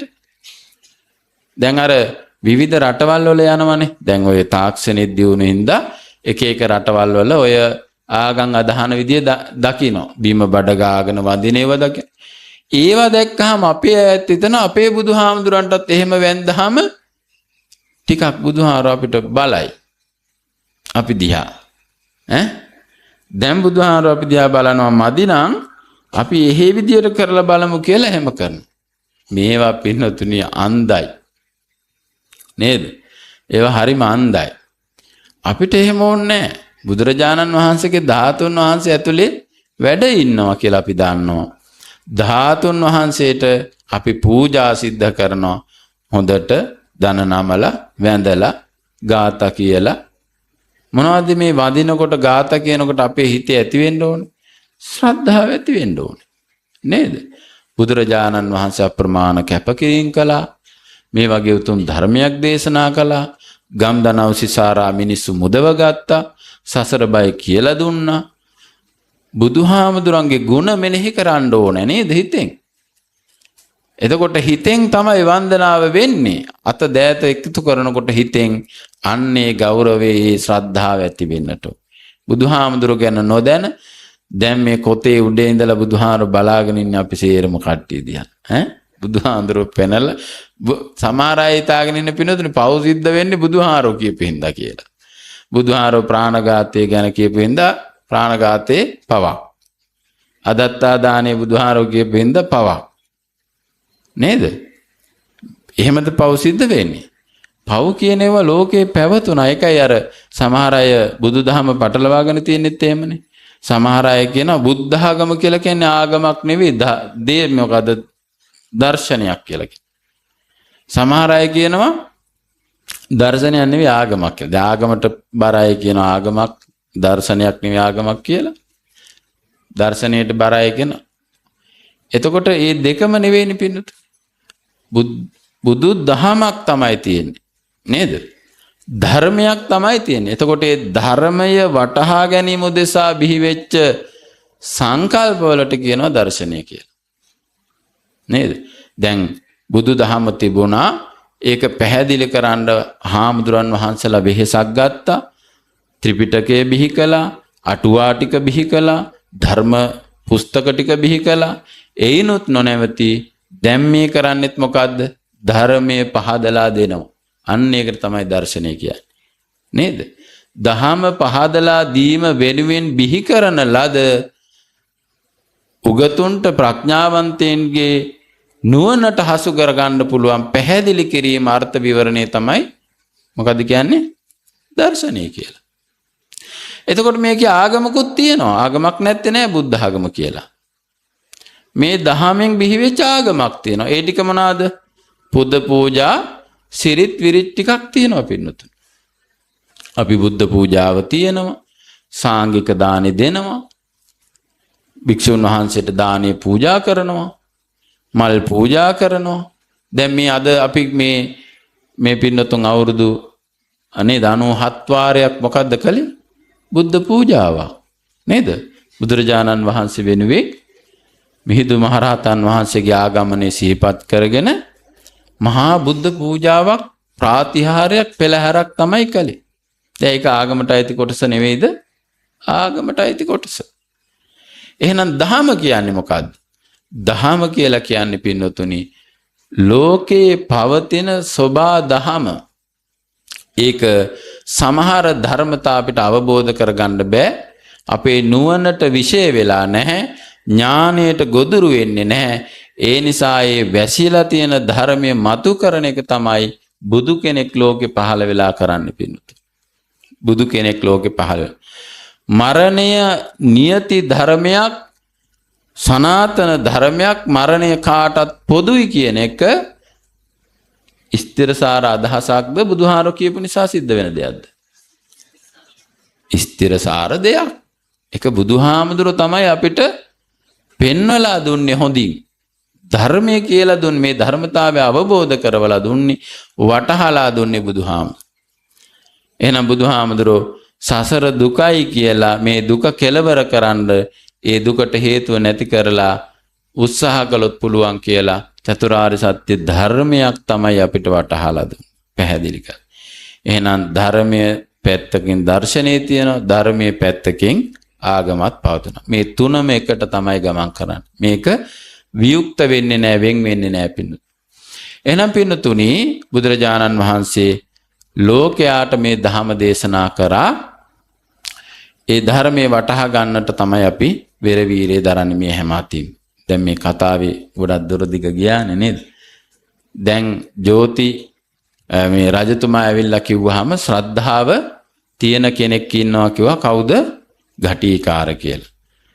ඒ ඝටිකාරගේ මොනවද රජතුමාට නැති දේ තියනවා කියලා අහපුවම කිව්වේ මොකද්ද? ධනෙ තියනවා කිව්වද? බලය තියනවා කිව්වද? කුලය තියනවා, තනතුරු, තාන්න, මාන්න, ඒ මොකක්වත් නැහැ. තියෙන එකම දෙයයි, ඒ තමයි බලවත් ශ්‍රද්ධාවක් තියෙනවා. එහෙනම් මේ ශාසනයේ අඩිතාලම පින්නතුනි තියෙනවා මේ ශ්‍රද්ධාව තුළ. එහෙම නැත්නම් මේකට ධර්මයේ නැවති නිවසට ඇතුල් වෙන්න තියෙන යතුර තමයි ශ්‍රද්ධාව කියලා කියන්නේ. ඒ වගේම මේ කතාවේ තව ප්‍රබල කාරණයක් කියනවා පින්නතුනි. මොකද්ද? අර ජෝති පාල කියලා කිව්වේ කවුද? අපේ බෝධිසත්වයෝ. බෝධිසත්වයෝ මේ උපතේදී, මේ භවයේදී පින්නතුනි මිත්‍යා දෘෂ්ටිකව තමයි ඉපදලා තියෙන්නේ. එහෙනම් බ්‍රාහ්මණ ආගම වැළඳගත්ත බමුණෙක් බවට පත් වෙලා තමයි ඉපදුනේ. හැබැයි බලන්න පින්නතුනි එක කෙනෙක් මෙයාට මුණ ගැහුණයි තමයි මේ අහිංසක මිනිස්සයා, මේ කුඹල්කරුවා, මේ ඝටිකාර මෙයාට මාර්ගය පෙන්වා බුදුහාමුදුරුවෝ මුණ ගැහෙන ධර්මය අහන්න. ඒ ක්ෂණ සම්පත්තිය නේද? මම මුලදිත් කිව්වා. ඒ ඇසිල්ල නිසා මොකද්ද උනේ පින්නතුනි? ඒ ඇසිල්ල නිසා ඔහුට නියත විවරණ ලැබුණා පින්නතුනි බුදු වෙන්න. නේද? නියත විවරණ ලැබුණ බුදු කෙනෙකුට නියත විවරණ ලබා දෙන්න පවා හේතුනේ මොකද්ද එහෙනම්? කල්යාණ මිත්‍ර සම්පත්තිය නේද? අද අපිට නැත්තේ මේකනේ නේ. දැන් බලන්න අපි ඔය තරුණ දුව පුතා හිතලා බලන්න, ඔබ කරන යම්කිසි වැරැද්දක් තියෙනවනම් ඒ වැරැද්ද අපි කියමු සිගරට් දුම් වැටි පානය කරනවා, අපි කියමු මත්පැන් පානය කරනවා. ඒක දුව පුතාරනේ මේ අනිත් මහත්තුරුන්ටත් හිතන්න පුළුවන්, නෝනවරුන්ටත් හිතන්න පුළුවන්. යම්කිසි වැරැද්දකට පෙළඹිලා ඉන්නවා නම්, බෝ කරගෙන ඉන්නවා නම්, ඇබ්බැහි වෙලා ඉන්නවා නම් ඒකට ඉස්සරලාම අත්පොත් තිබ්බේ කවුද? යාළුවා. යාළුවා තමයි ඉස්සරලාම යෝජනා කරන්නේ කරලා බලමුද මේක නැද්ද? ඕක මං හිතන්නේ 99%කට ඇත්ත. එක්කෙනෙක් දෙන්නේ තනියම කරලා ඇති. 100ට ගානින් ගත්තොත්නේ. එතකොට මේ යාළුවා කියන කෙනා නිසා තමයි හොඳ මාර්ගය හරි නරක මාර්ගය හරි අපිට පෙන්වලා දීලා තියෙන්නේ. බුදුරජාණන් වහන්සේ සිංගාලෝවාද සූත්‍රයේදී මිත්‍රයෙක් හඳුන්වලා දෙනවා. මිත්‍රයෝ 4 දෙනෙක් ඉන්නවා කියනවා නේද? උපකාරක මිත්‍රයා, සමාන සුඛ දුක්ඛ මිත්‍රයා, අත්තක්ඛායි මිත්‍රයා කියලා නේද? මිත්‍රයෝ 4 දෙනෙක් ගැන කියන තැන අත්තක්ඛායි කියලා මිත්‍රෙක් ඉන්නවා. මේ අත්තක්ඛායි කියලා කියන්නේ මොකද්ද? පාපා නිවාරේති. පවින් වළක්වනවා පින්නතුනි. පව් කරන්න දෙන්නේ නැහැ තමන්ගේ යාළුවාට. නේද? ඊළඟට කල්යාණේ නිවාසෙන්ති. හොඳ දේවල් කරන්න නිතරම මාර්ගය කියලා දෙනවා. එහෙනම් අපේ සමාජය අපිට අඩුම මෙන්න මේ කියන ලක්ෂණයේ තියෙන අත්තක්කායි මිත්‍රයෝ. අපට වෙන්නේම ඕක අනිත් පැත්ත තමයිනේ. නරක දෙයට පැල් බැඳගෙන ඉන්නේ. බැරි වෙලා හරි ඒ වගේ මිදුනොත් එයාව ආශ්‍රය කරන්නේ. සංස්කෘත කියමනක් තියෙනවා පින්නතුනි මේ මිත්‍රයාගේ අගය ගැන. මිත්‍රය කොහොමද හැදෙනවා කියන්නේ? මිත්‍රයා හැදෙනවා කියන්නේ පින්නතුනි අලසස්ය කුතෝ ශිල්පං අශිල්පස්ය කුතෝ ධනං අධනස්ය කුතෝ මිත්‍රං අමිත්‍රස්ය කුතෝ සුඛං.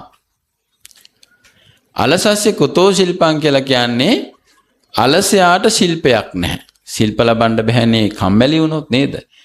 ශිල්පයේ දෙආකාරයි ශාස්ත්‍ර ශිල්ප සහ ශාස්ත්‍ර ශිල්ප කියලා. ශාස්ත්‍ර කියලා කියන්නේ කාටද පින්නතුනේ? කාටද? BA උපාධිධාරීන්ට නේද? ශාස්ත්‍ර ශිල්පියෝ කියන්නේ අද කාලේ කිව්වොත් BA උපාධිධාරීන්ට. ශාස්ත්‍ර ශිල්ප කියලා කියන්නේ මේසන් බාස්ට, වඩු බාස්ට නේද? ඒ දෙගොල්ලන්ටම ශිල්පයක් තියෙනවා. අරයා ශාස්ත්‍රයෙන් එහෙම නැත්නම් අවි ආයුධ වලින් ආම්පන්න වලින් තමයි නේද? එයාගේ දක්ෂකම ශිල්පය දක්වන්නේ. අරයා ශාස්ත්‍රයෙන් තමයි ශිල්පය දක්වන්නේ. ශාස්ත්‍ර ශිල්ප ශාස්ත්‍ර ශිල්ප කියලා කිව්වේ ඒකට. එතකොට මේ ශිල්ප දෙකෙන් කෝක ලබන්නත් මොකද්ද තියෙන්න ඕනේ? කම්මැලිකම නැතුව උත්සාහවන්ත වෙන්න ඕනේ. එතකොට උත්සාහ කරලා ලැබුවට පස්සේ මොකද වෙනවා කියන්නේ? එහෙම ලැබුවේ නැත්තම් මොකද වෙන්නේ? අශිල්පස්ය කුතෝ ධනං. ශිල්පයක් දන්නේ නැත්තම් ලොකු වෙලා වැඩි විය පැමිණිලා රැකියාවක් කරන වයසට ආපුවාම රැකියාවක් හොයාගන්න විදිහක් නැහැ. රසාවක් කරන්න විදිහක් නැහැ. ශිල්පයක් දන්නේ නැති නිසා. එතකොට ධනය හොයන්න විදිහක් නැහැ. එහෙනම් මොකද වෙන්නේ ඊළඟට? අධනස්ය කුතෝ මිත්‍රං. ධනෙ නැත්තම් යාළුවෝ නැහැ. ඔන්න මිත්‍රයෝ ඇදෙන ඇටි පින්න. නේද? සල්ලි තියනකන් අතමිට සරුණං යාළුවෝ මොකද වෙන්නේ? ඕන තරම් ඉන්නවනේ. කණ්ඩද බොණ්ඩද නාණ්ඩද ට්‍රිප් යන්නද ඕන තරම් යාළුවෝ හොයාගත්ත හැකි සල්ලි තියනවා. සල්ලි තියනවා. එහෙනම් ධනෙ නැත්තම් කුතෝ මිත්‍රං. හැබැයි තව එකක් තියෙනවා මේකේ. අමිත්‍රස්ය කුතෝ සුඛං. මිත්‍රයෝ නැතුවත් බෑ පින්නොත්. හිතලා බලන්නකෝ. අමිත්‍රස්ය කුතෝ සුඛං කියනවා සැපයක් නැහැ මිත්‍රයෝ නැත්තම්. එහෙනම් බුදුහාමුදුරෝ දේශනා කරනවා වගේම එකට ගැළපෙන මේ කියමනක් තමයි සංස්කෘත පඬිවරයෙක් කියපු මේ ශ්ලෝකය. බුදුරජාණන් වහන්සේ දේශනා කරනවා මේ ශාසනයට කියන තවත් නමක් තමයි කල්යාණ මිත්‍ර සම්පත්තිය කියලා. මොකද්ද පින්නතුනේ? කල්යාණ මිත්‍ර සම්පත්තිය කියලා කියන්නේ මේ ශාසනයට කියන තවත් නමක්. දැන් බලන්නකො මෙතන අපේ ගරුතර හාමුදුරන් වහන්සේලා වැඩ ඉන්නවා. විහාරස්ථානෙත් වැඩ ඉන්නවා. කවුද මේ? මම මෙතනට වැඩම කරලා තියෙනවා. කවුද කොහේ අයද? දැන් ඔයාලා නම් හැමෝම ගමේ අය. අපි කවුද? අපි විවිධ පළාත් වලින් ඇවිල්ලා දෙමව්පියෝ අතහැරලා සහෝදර සහෝදරියෝ අතහැරලා අඩුතරමේ අපි නම වාසගම පවා අතහැරලා නේද? මේ ලෝකෙ කිසිම කෙනෙක් කැමති වෙන්නේ නැහැ පින්නතුනි තමන්ගේ නම වාසගම අතහරින්න. නේද? කසාදයක් බඳින්න ගියත් මොකක්ද අහන්නේ? මොකද්ද වාසගම? අහනෝනේ මොකද්ද වාසගම කියලා. නම වාසගම. අපේ නම රඳ ගන්නනේ පින්නතුනි අපි හැමදේම කරන්නේ නේද? නම ගත්තොත් පින්නතුනි කොච්චර නම වැදගත්ද කියන එක තීරණය කෙරිය හැකි පන්සලේ තියෙන පිඟාන කෝප්පි. සුමනාවති පිම්පිනිස පූජා කරන ලති. මං හැබැයි ලැට් පෝච්චි වල දැකලා නැහැ ගහලා තියෙනවා. මොකේද නැත්තේ? කොට්ටවුරේ ගහලා තියෙනවා. නිදා ගන්නකොට බය හිතෙනවා. සුමනාමෑණියන්ගේ 3 මාස පින්කව. සුමනාවති තමයි ඉන්නේ කොට්ටේ. සතපෙන්න ගිහින් බයෙන් සතපෙන්නේ. ඒ වුණාට ඉතින් අපි නේද යක්ෂයනුත් দমনය කරපු අය ඉඳලා සතපෙන්න. ඒ නිසා අපි බලන්නකො නමට කොච්චර නේද? නම මේ ලෝකේ කොතැනක හෝ රඳ ගන්න නම කියවෙන්න අපි කොච්චර දේවල් කරනවා. තව කතාවක් කියොත් පින්නතුනි ඔබ දන්නවනේ අනේපිඩු සිටුතුමා.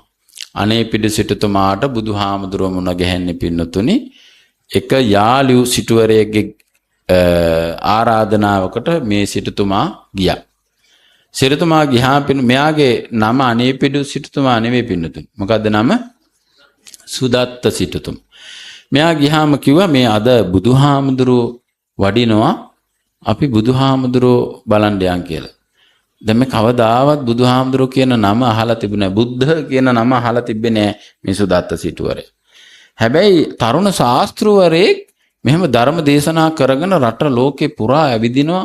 එයාට මාර සෙනගක් එනවා කියලා නේ ඔය හාමුදුරුවෝ ගැනත් කියන්නේ. ඒ හාමුදුරුවෝ දැන් හරි බණ කියාගෙන යන ට්‍රෙන්ඩ් එක දැන් මේ කාලේ කියලා අර බණ අහන්න යන්නේ නේ. ඒ වගේ බුදුහාරන්ටත් ඒ කාලේ හොඳ ට්‍රෙන්ඩ් එකක් තිබුණා පින්නත. බණ අහන්න ගියා. මෙයා දැකලත් නැහැ අහලා තියෙනවා. සුද්ධෝදන රජුරුවන්ගේ පුතෙක්ලු, එයා ශාස්ත්‍රීය කුමාරයෙක්ලු, මෙහෙම තරුණයිලු තරුණ කාලෙම ප්‍රෞර්ජාවටපත් වෙලා බණ කියනවලු කියලා ඔය ගම්ගොඩැල්ලේ කතා බහ වෙනවා. මේ සුදත්ත සිටුතුමා අහලා තිබ්බා. අර සිටුතුමා නම කියනකොට පින්නතුනි මෙයාට සංසාරේ අර පින් කරපු බැඳීම නිසා අර නම ඇහෙනකොට හිතේ හදවතේ දෙදුරුම් කණ්ඩ ගත්තා. රෑ එළි වෙනකන් ඉවසිල්ලක් නැතුව හිටියා. පහවදා ගිහලා බුදුහාරෝ බලන්න.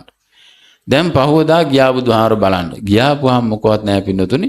බුදුහාඳුරෝ ඈත තියාම කිව්වා සුදත්ත සිටුතුමත් ඇවිල්ලා ඉන්නවනේ. ආයි මොකද්ද වෙන්න ඇති පින්නතුනි? මල් පීදෙන්න ඇතිනේ. ඇයි බලාපොරොත්තුෙන් ඉඳලා නේද?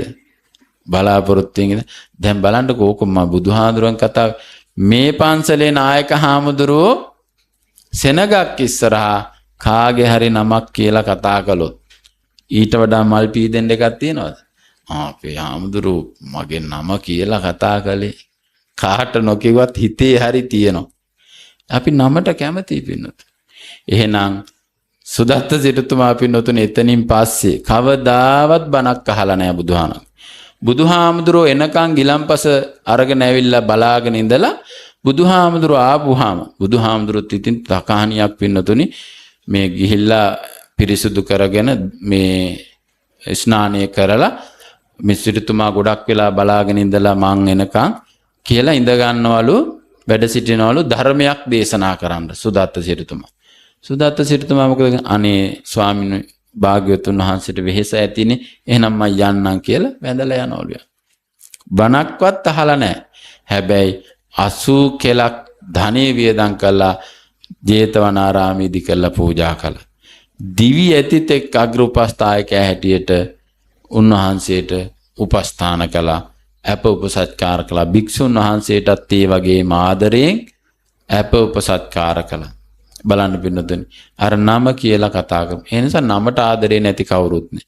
ඒ නමක් ගමක් කිසිම දෙයක් නැති වේසියල් අතහැරලා ආපු මේ භික්ෂුන් වහන්සේලා මේ හාමුදුරන් වහන්සේලා එකතු වෙලා එක අදහසක ඉඳගෙන එක සබ්‍රහ්මචාරයෙන් බවට පත් වෙලා මේ ශාසනය රැකගෙන ඉදිරියට යනවා. ඒ නිසා තමයි බුදුහාරෝ කිව්වේ මේ ශාසනයට කියන තව නමක් තමයි කල්යාණ මිත්‍ර සම්පත්තිය කියලා. එහෙනම් කල්යාණ මිත්‍ර සම්පත්තිය කියලා කියන්නේ මේ ශාසනයේ පදනමක් වෙන්නතුනි. මේ අනුශාසනය රැකිලා තියෙන්නේ කල්යාණ මිත්‍ර එකතු වෙච්ච නිසා. එදා වලගම්බා රජුරුවන්ගේ කාලේ පින්නතුනි බැමිණිතය සාය ඇති වුණාම සියලු හාමුදුරුවෝ කල්පනා කළේ මොකද්ද?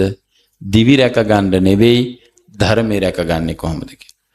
අවසානයේ කණ්ඩ බොණ්ඩ දේවල් නැතුව පින්නතුනි කෙහෙල් කඳන් කපාගෙන ඇවිල්ලා වනේ දාලා කොටලා ඉස්ම මිරිකලා බොමින් ජීවිතේ රැකගත්තා භික්ෂුන් වහන්සේ. කෙසෙල් යුස බීලා කඳේ යුස.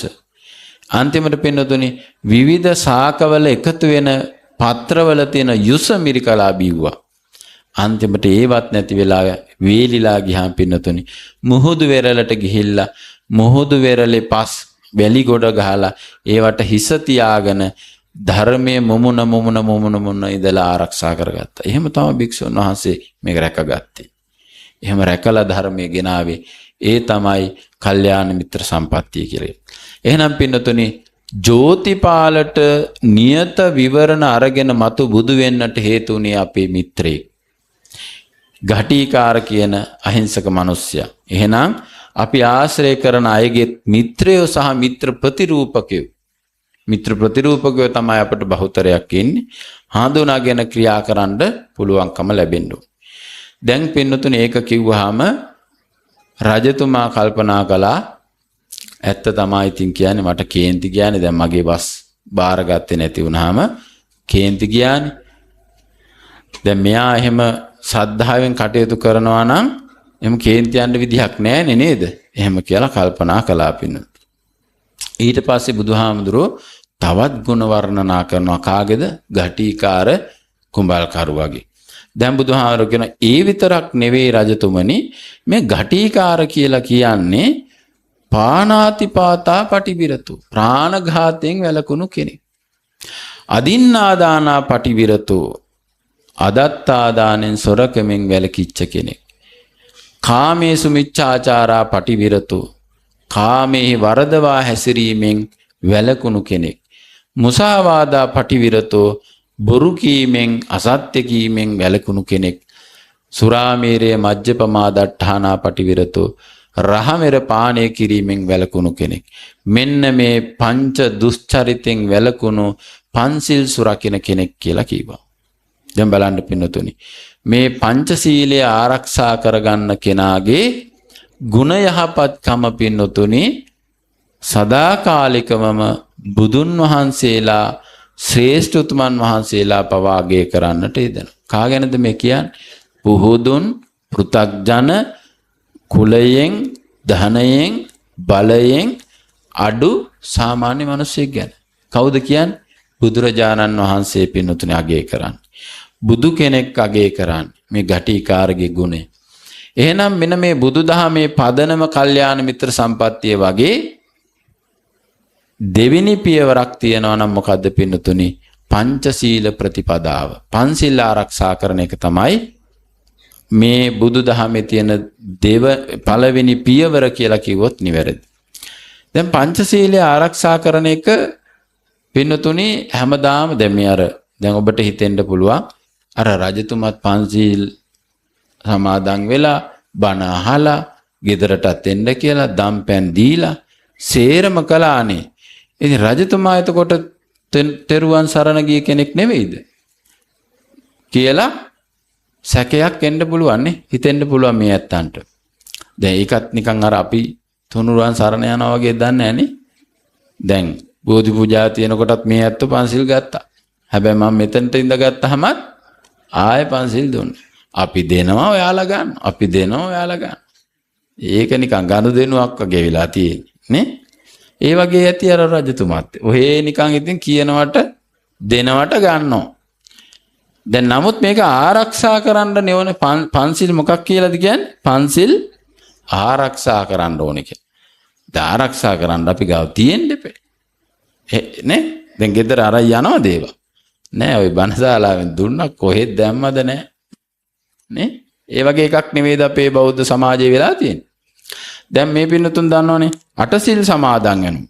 අටසිල් සමාදන් වෙනවා. අටසිල් සමාදන් වුණාම අටසිල් පවාරණය කරන්නේ මොකෙන්ද? පන්සිල් වලින්. අටසිල් පවාරණය කරන්නේ මොනවා කියලාද? පන්සිල් කියලා. පන්සිල් සමාදන් කරවලා. එහෙනම් පන්සිල් කියලා කියන්නේ මොන යම්ම මොහොතකවත් බිඳින්න බැරි, කඩන්න බැරි හැම විටම ආරක්ෂා කරන්න ඕනේ දෙයක්. අපේ පැරැන්නෝ කිව්වේ පොහොය අටසිල්, නිති පන්සිල්, පොහොය අටසිල් කියලානේ. නිරන්තරයෙන්ම අටසිල් රකින්න ඕන. දැන් අපේ රැකෙනවද පින්නතුනේ? පන්සිල් රකින්න සමාජයක් අපිට තියෙනවා නම් මෙච්චර මේ අපරාධ වැඩි වෙන්නේ නැහැ. දැන් ප්‍රාණඝාතය ගැන කතා කරපුවාම පැරණි සමාජයේ මිනිහෙක් මැරිලා මරලා දැන් මැරිලා කියන එක ස්වභාවික. මැරුණත් වෙනතුනේ මහා ජනගහක් යනවා. මැරෙන එක මහා පුදුම සහගත දෙයක් වගේ කාලේ. දැන් මේ කෙස් පැහිගෙන එන උපාසකයන්ට දන්නවා, අම්මලා තාත්තලා දන්නවා. මරණයක් වුණා කිව්වහම මේ මරණේ බලන්න සෑහෙන පිරිසක් එනවා. මරලා කියලා කිව්වොත් ඒක ඊට වඩා විශ්මය ජනක දෙයක්. මරලා කෙනෙක් කියලා. දැන් මොකද්ද පින්නතුනේ? දැන් නිකන් බල්ලෝ බලල්ලු ගානට මිනිස්සු මහපාරේ මරලා දාන. දැන් අපි දැක්කා එක මිනිහෙක් මරලා කපලා බෙල්ල අර දුටුගැමුණු රජුරුවන්ගේ නේද? දුටුගැමුණු රජුරුවන්ගේ අතේද මේ උර හිසේද තියලා ගිහිල්ලා. පුදුම කෙහෙදනීය තත්ත්වයක් නේ තියෙන්නේ. ප්‍රාණඝාතය කිව්වහම මිනිස්සුන්ට ඒකත් එක්කම බැඳිච්ච එක තමයි හොරකම කියන්නේ. දැන් ඉස්සර නම් චේන් එක කඩාගෙනනේ ගියේ නේ. දැන් මොකද කරන්නේ? බෙල්ල කපලා තමයි චේන් එක අරගෙන යන්නේ. ඒ කියන්නේ බෙල්ලෙන් අර ඇදිලා කඩනකොට චේන් පොටේ කෑල්ලක් හරි වැටේ කියලා වෙන්න ඇද්දි. බෙල්ල කපුවා ලේසියිනේ ගලවලා ගන්නනේ. ඒ වගේ මහා සමාජයක් තමයි අපිට බිහි වෙලා. ඒ නිසා පන්සිල් ආරක්ෂා කරන කාමේසු මිච්ඡාචාර ගන්නකො පින්නත. දැන් මේ සමාජයේ බිහි වෙලා තියෙනවා පින්නතුනි වයස අඳුරන්නේ නැහෙනි. ඈ කුඩා ළමයා කවුද කියලා අඳුරන්නේ නැහැ. කුඩා ළමයා වයසක ආච්චියම අඳුරන්නේ නැහෙනි. 70යි 80යි තියෙන. වයසක ආච්චියම්ම තරුණ කොල්ල අඳුරන්නේ. ඒ තරම් පිරිහිච්ච ක්‍රමයක් තමයි ඇති වෙලා තියෙන්නේ. හැබැයි මිහිඳු මහරහතන් වහන්සේ පින්නතුනේ අපිට ඇති කළේ ශිෂ්ට සම්පන්න ශිෂ්ටාචාරයක් ඇති කරන්න තමයි උන්වහන්සේ ඉස්සරලා මොකද්ද කළේ? උන්වහන්සේ ඉස්සරලාම කළේ පංචශීලය ආරක්ෂා කරන සමාජයක් බිහි කරපු එක. දැන් මිහිඳු මහරහතන් වහන්සේ ලංකාවට වඩිනකොට මොකද්ද අපේ පාලකයා කර කර හිටියේ? මොකද්ද අපේ පාලකයා කර කර හිටියේ? දුන්නකුත් අරගෙන මහා ජනකායක් එක්කලා ප්‍රාණඝාත කර කර හිටියේ නේද? පොසොන් දවස කියලා කියන්නේ එදා සත්තු මරපු දවසක්. තමන්ගේ දඩයන් කරන්න දක්ෂතාවයේ පරීක්ෂා කරලා බලපු දවසක් තමයි පොසොන් දවස කියලා කියන්නේ. හැබැයි මිහිඳු මහරහතන් වහන්සේ මේක පරිවර්තනය කළා. ඒ ප්‍රාණඝාත කරනවා වෙනුවට ප්‍රාණඝාතයෙන් වැළැක්වෙන දවසක් විදියට. එදාට දැන් මොකද කරන්න පින්නතුනි? අභය දානය ලබා දෙනවා. මරන්න ඉන්න සත්තුත් අපි මුදව ගන්නවා නේද? එදා මේ විදියට සත්තු මරලා නිකන් ඉන්න ඇද්ද? නෑනේ පින්නතුනි. සතු මරලා, පුච්චලා, කාලා නේද? නොයෙකුත් ආකාරයේ සැමරුම් කරන්න ඇති. එහෙනම් ඒවා නවත්තලා ඒ වෙනුවට අපි අභය දානය දෙනවා. මිනිස්සුන්ට සතුන්ට හැම කෙනාටම දන් දෙන්න පුරුදු කරපු ශිෂ්ටාචාරයක් ඇති කලේ කවුද? මිහිඳු මහරහතන් වහන්සේ. එහෙනම් පින්නතුනි පන්සිල් නොරකින සමාජයක වැටෙන්න දෙයක් නැහැ. ඊටාම පහත් අඩියට වැටෙන්න පුළුවන්කම තියෙනවා පින්නතුනි. ඒ නිසා මේවා වලක්වා ගන්න එක තමයි මේ බුද්ධ ශාසනයේ ආරක්ෂා කරගන්න බුදුහාමුදුරන්ගේ ධර්මයේ පිහිටන්ට තියෙන එකම ක්‍රමය. ඒකයි අර ඝටිකාර මේ කුඹල්කරුවා මේ පංච දුස්චරිතෙන් වැළකීලා පංචිල් ආරක්ෂා කරනවා කියලා බුදුහාමුදුරුවෝ කිව්වා. ඊළඟට පින්නතුනේ ආයේ කියනවා බුදුහාමුදුරුවෝ මේ ගුණ වර්ණනා විවර නැහැ. ඝටිකාර ගැන තව එකක් කියනවා පින්නතුනේ. ඒ විතරක් නෙවෙයි රාජ්‍යමනේ ඝටිකාර හරිම අල්පේච්ඡයි. මොකද්ද කිව්වේ? අල්පේච්ඡයි. ලද දෙයින් සතුටු වෙන කෙනෙක්. දවසක් පින්නතුනේ බුදුරජාණන් වහන්සේට කාශ්‍යප බුදුහාමුදුරුවන්ට පිණ්ඩපාතේ වඩින්න ලැබෙනවා මේ ඝටිකාරගේ නිවස පැත්තේ. ඒ ඔය කාශ්‍යප බුදුහාරංගේ කතාවලදී කියනවා අපේ බුදුහාඳුරන්ට වගේ ගොඩාක් දානමාන ලැබිලා නැහැ. ඊට පස්සේ කවුරුත්ම ඒ දානෙ නොලැබිච්ච නිසාම ඝටිකාරගේ නිවසටත් බුදුහාමුදුරුවෝ යනවා පින්නතුනේ. ගියාපුවාම පින්නතුනේ ඝටිකාර නිවසේ නැහැ. අම්මයි තාත්තයි දෙන්න ඉන්නවා අන්ධ අම්මයි තාත්තයි. දැන් අම්මයි තාත්තටයි කණ්ඩ බොණ්ඩ හදලා දීලා තමයි උදේ මෙයා පිටත් වෙන්නේ. මෙයා පිටත් වෙලා හිටියේ නෑ. ඊට පස්සේ කතා කරපුවාම අම්මයි තාත්තයි අඳුරගත්ත බුදුහාමුදුරුවෝ වැඩලා ඉන්නෝ. මොකද්ද කිව්වේ? අනේ ස්වාමීනි ඔබගේ උපස්ථායකයා නම් අද නැහැ. නමුත් මේ මුළු තැන්ගෙයි නැත්තම් කුස්සියේ තියෙනවා බත් උයලා. බෙදාගෙන වළඳන්න කියලා කිව්වා. බුදුහාර බෙදාගත්තද? බෙදාගත්තා පින්නතුනි. ඇයි? කිසිම බයක් නැහැනේ. මේ අග්‍ර උපස්ථායකයා කියලා කියන්නේ ශ්‍රද්ධාවෙන් අග්‍රස්ථානයේ ඉන්න කෙනෙක්. වෙන කෙනෙක් රජතුමාගේ මාලිගාවෙන් එහෙම වළඳන්න ගියේ නැහැ. මොකද දන්නව රජතුමාගේ ස්වභාවයනේ. නමුත් මෙයාගේ ගෙදරින් දානේ අරගෙන තමයි ගියේ. ඉතින් ඔහු නැවත නිවසට ආපුවාම අර බුදුහාමුදුරුවෝ කළ ක්‍රියාව අහලා දොහොත් මුදුන් දීලා සාදුකාර දුන්නා පින්නතුනි. සාදුකාර දුන්නේයි ඒ තමයි ශ්‍රද්ධාව. ඔහු පින්නතුනි ඒ ඊතා සරල පැවතුම් තියෙන කෙනෙක් නිසා යාට ඒක මහා ප්‍රශ්නයක් උනේ නැහැ. අද නම් අපේ හුණු විටක්වත් අරගෙන ගියොත් පින්නතුනි නේද? මාර යුද්ධයක්. සහෝදර සහෝදරියෝ සමහර අය සහෝදර සහෝදරයන්ගේ ගෙවල් වල ගිහිල්ලා නේද? සමහර අය ඒ සඳහාමත් යනවා. සේරම දැන් නගරේ ඉන්නේ සහෝදරයා සහෝදරී ඉන්නේ ගමේ.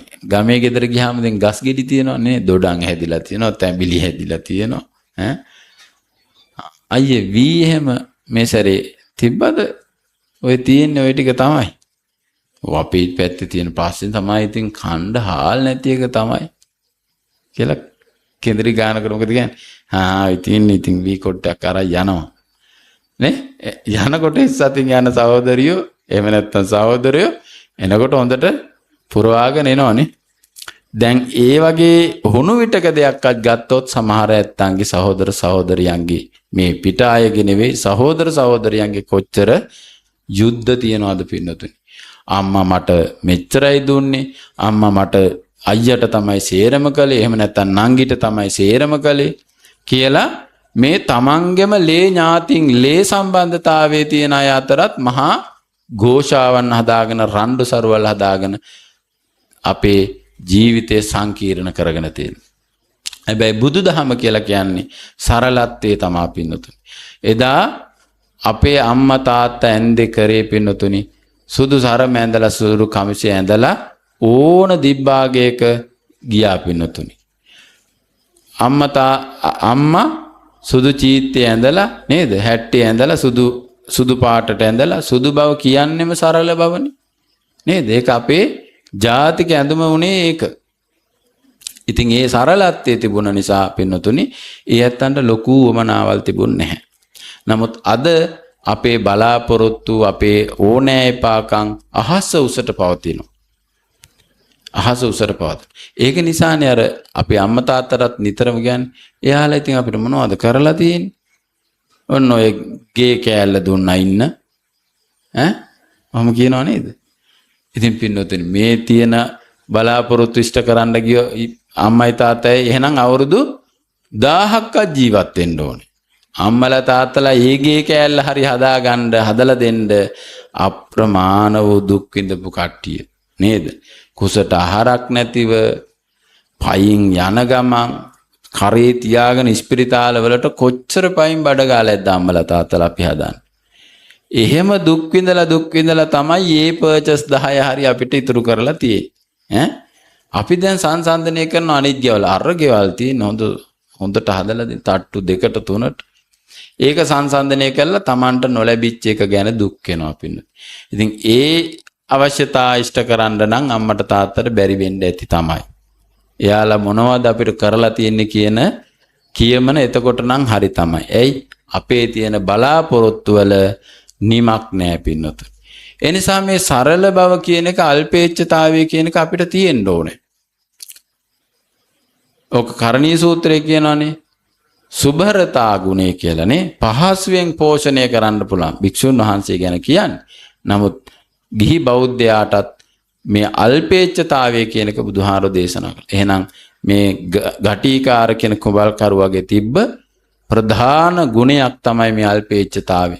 බුදු සසුන බුද්ධ ධර්මයේ පිළිපදින කෙනෙක්ට අත්‍යවශ්‍යම තියෙන්න ඕන උතුම් ගුණයක් තමයි පින්නතුනි අල්පේච්ඡතාවය. අද මේ සමාජයට වෙලා තියෙන්නේ අපේ මේ නායක හාමුදුරුවෝ මං ධර්ම දේශනාවට එන්න කලින්වත් කිව්වා අපේ හන්නේ මොකද මේ සමාජයට වෙලා තියෙන්නේ මොකද කරන්න ඕනේ කියලා. මං කිව්වා අපේ හන්නේ විවෘතාර්ථකෙන් පස්සේ සේරම ಜಾති මේ ගොඩ බෑවනේ. ඉතින් වර්ණ ලෝකයක් අපි දැක්කා.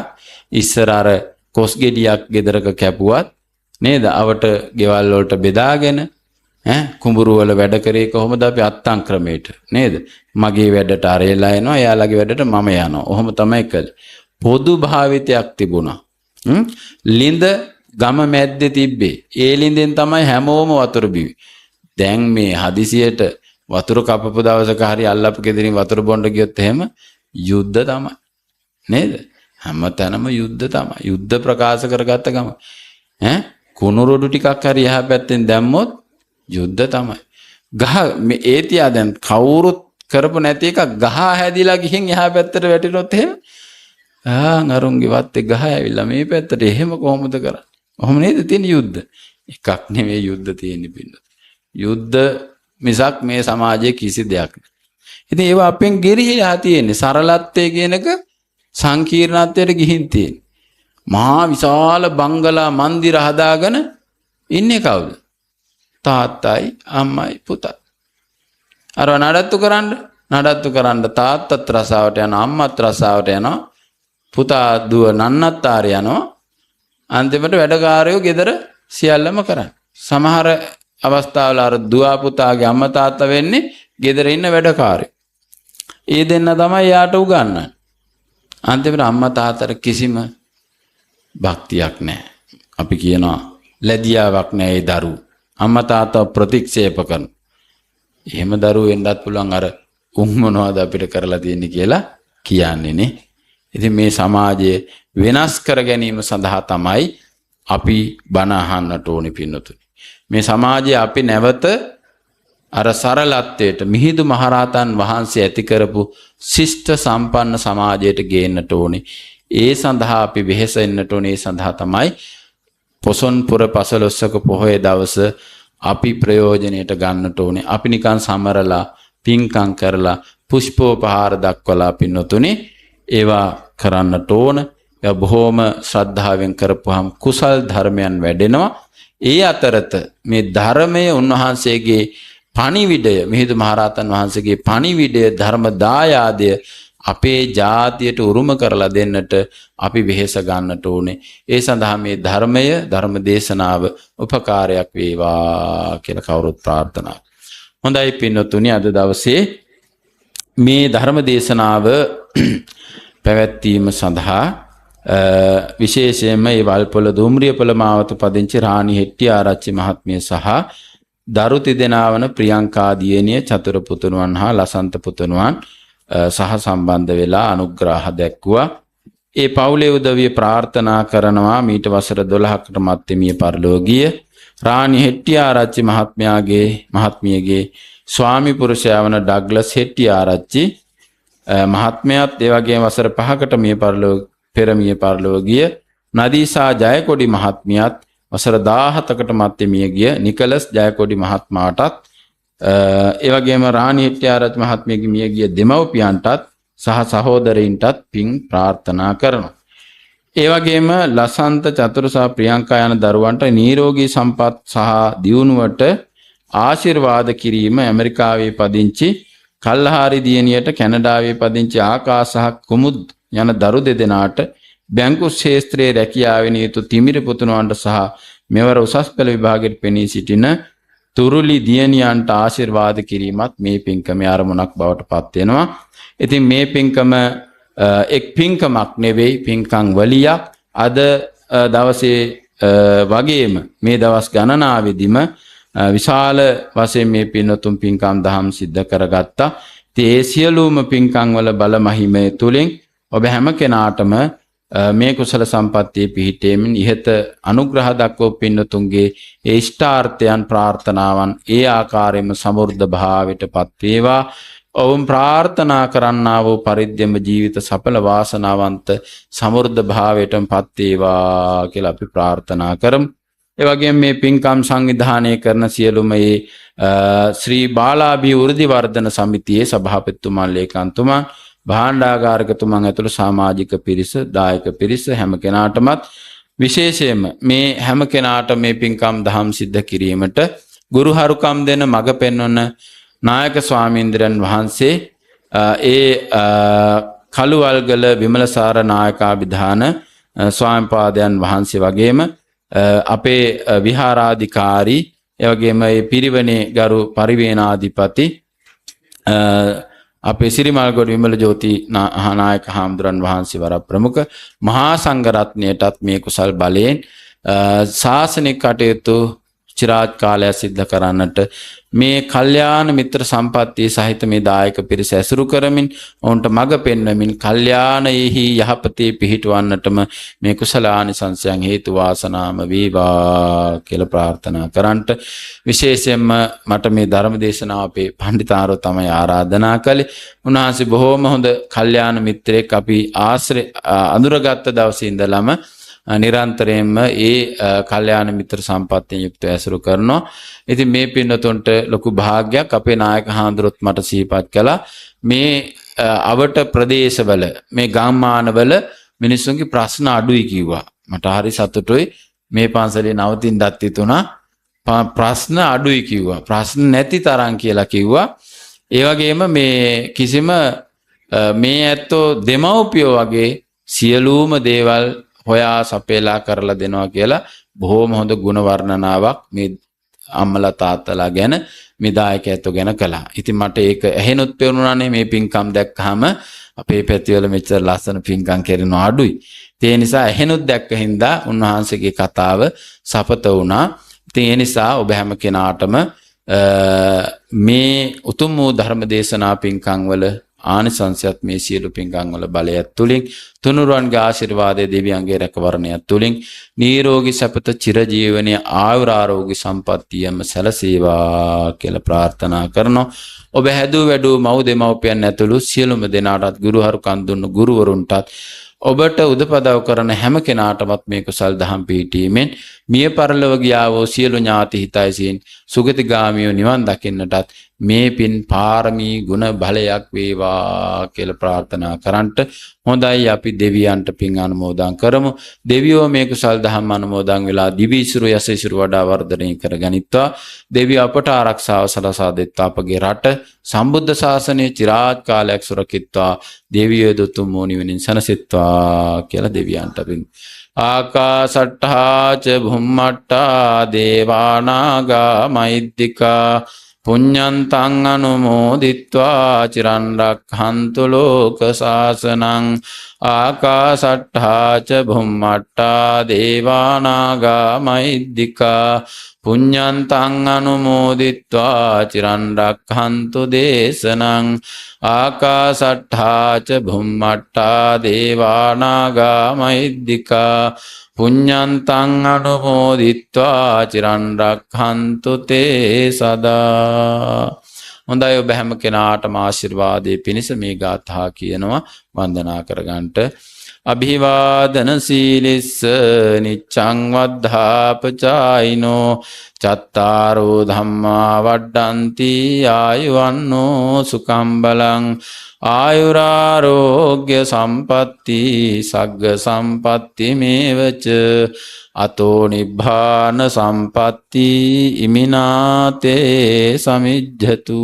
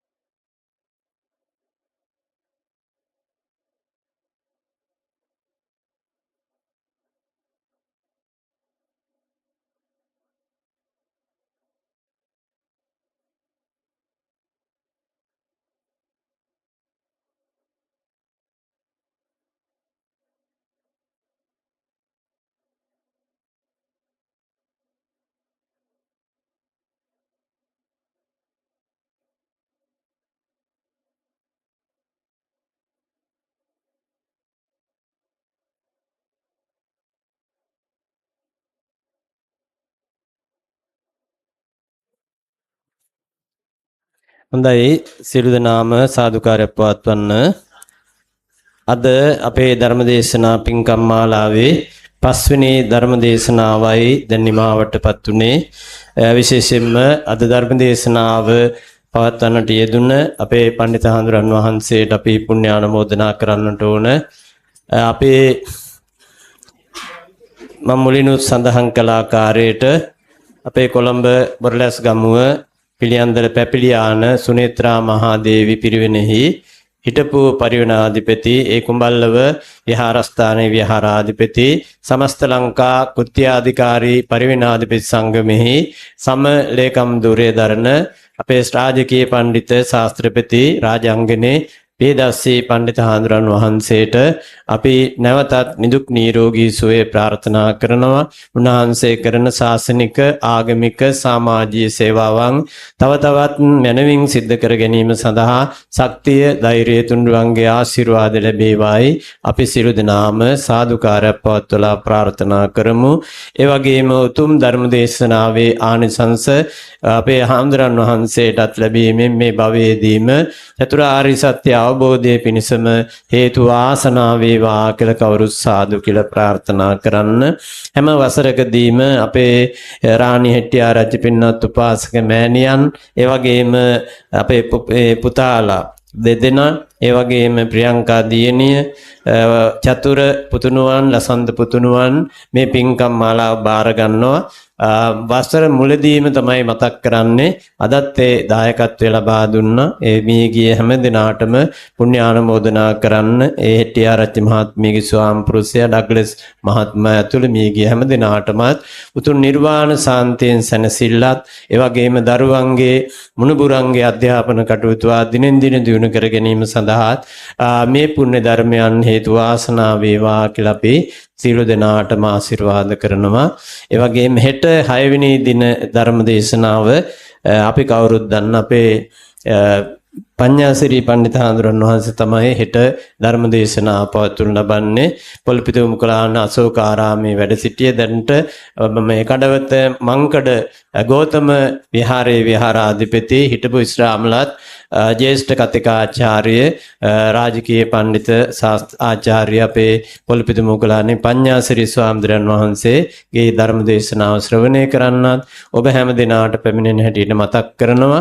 හෙට බෝධි පූජා පෙරහැර අපේ විද්‍යානිවාස මහා පිරිවෙන ධර්ම දාන කුලංගන සමිතිය ඒ වගේම ගමේ ස්වේච්ඡා සංවිධාන වල මූලිකත්වයෙන් තිබෙන්නේ. ඒ සඳහාත් අපේ කුලංගන සමිතියේ පින්නතුන්ට අපි මතක් කරන මේ පූජාවට පෙරහැරට සම්බන්ධ වෙන හැටියට. හොඳයි සියලු දෙනාට තෙරුවන් සරණයි. මල්විඩි සංදර්ශනයක් තියෙනවා. ඒ වගේම ගිලම්පස පූජාවකුත් තියෙනවා. ඔබ හැම දිනාටම ටිකක් වෙලා ගියත් කමන්නේ වෙන වැඩ කටයුතු අද නැහැ. ඒ සඳහා සහභාගී වෙන හැටියට මතක් කරනවා. සියලු දෙනාට තෙරුවන් සරණයි.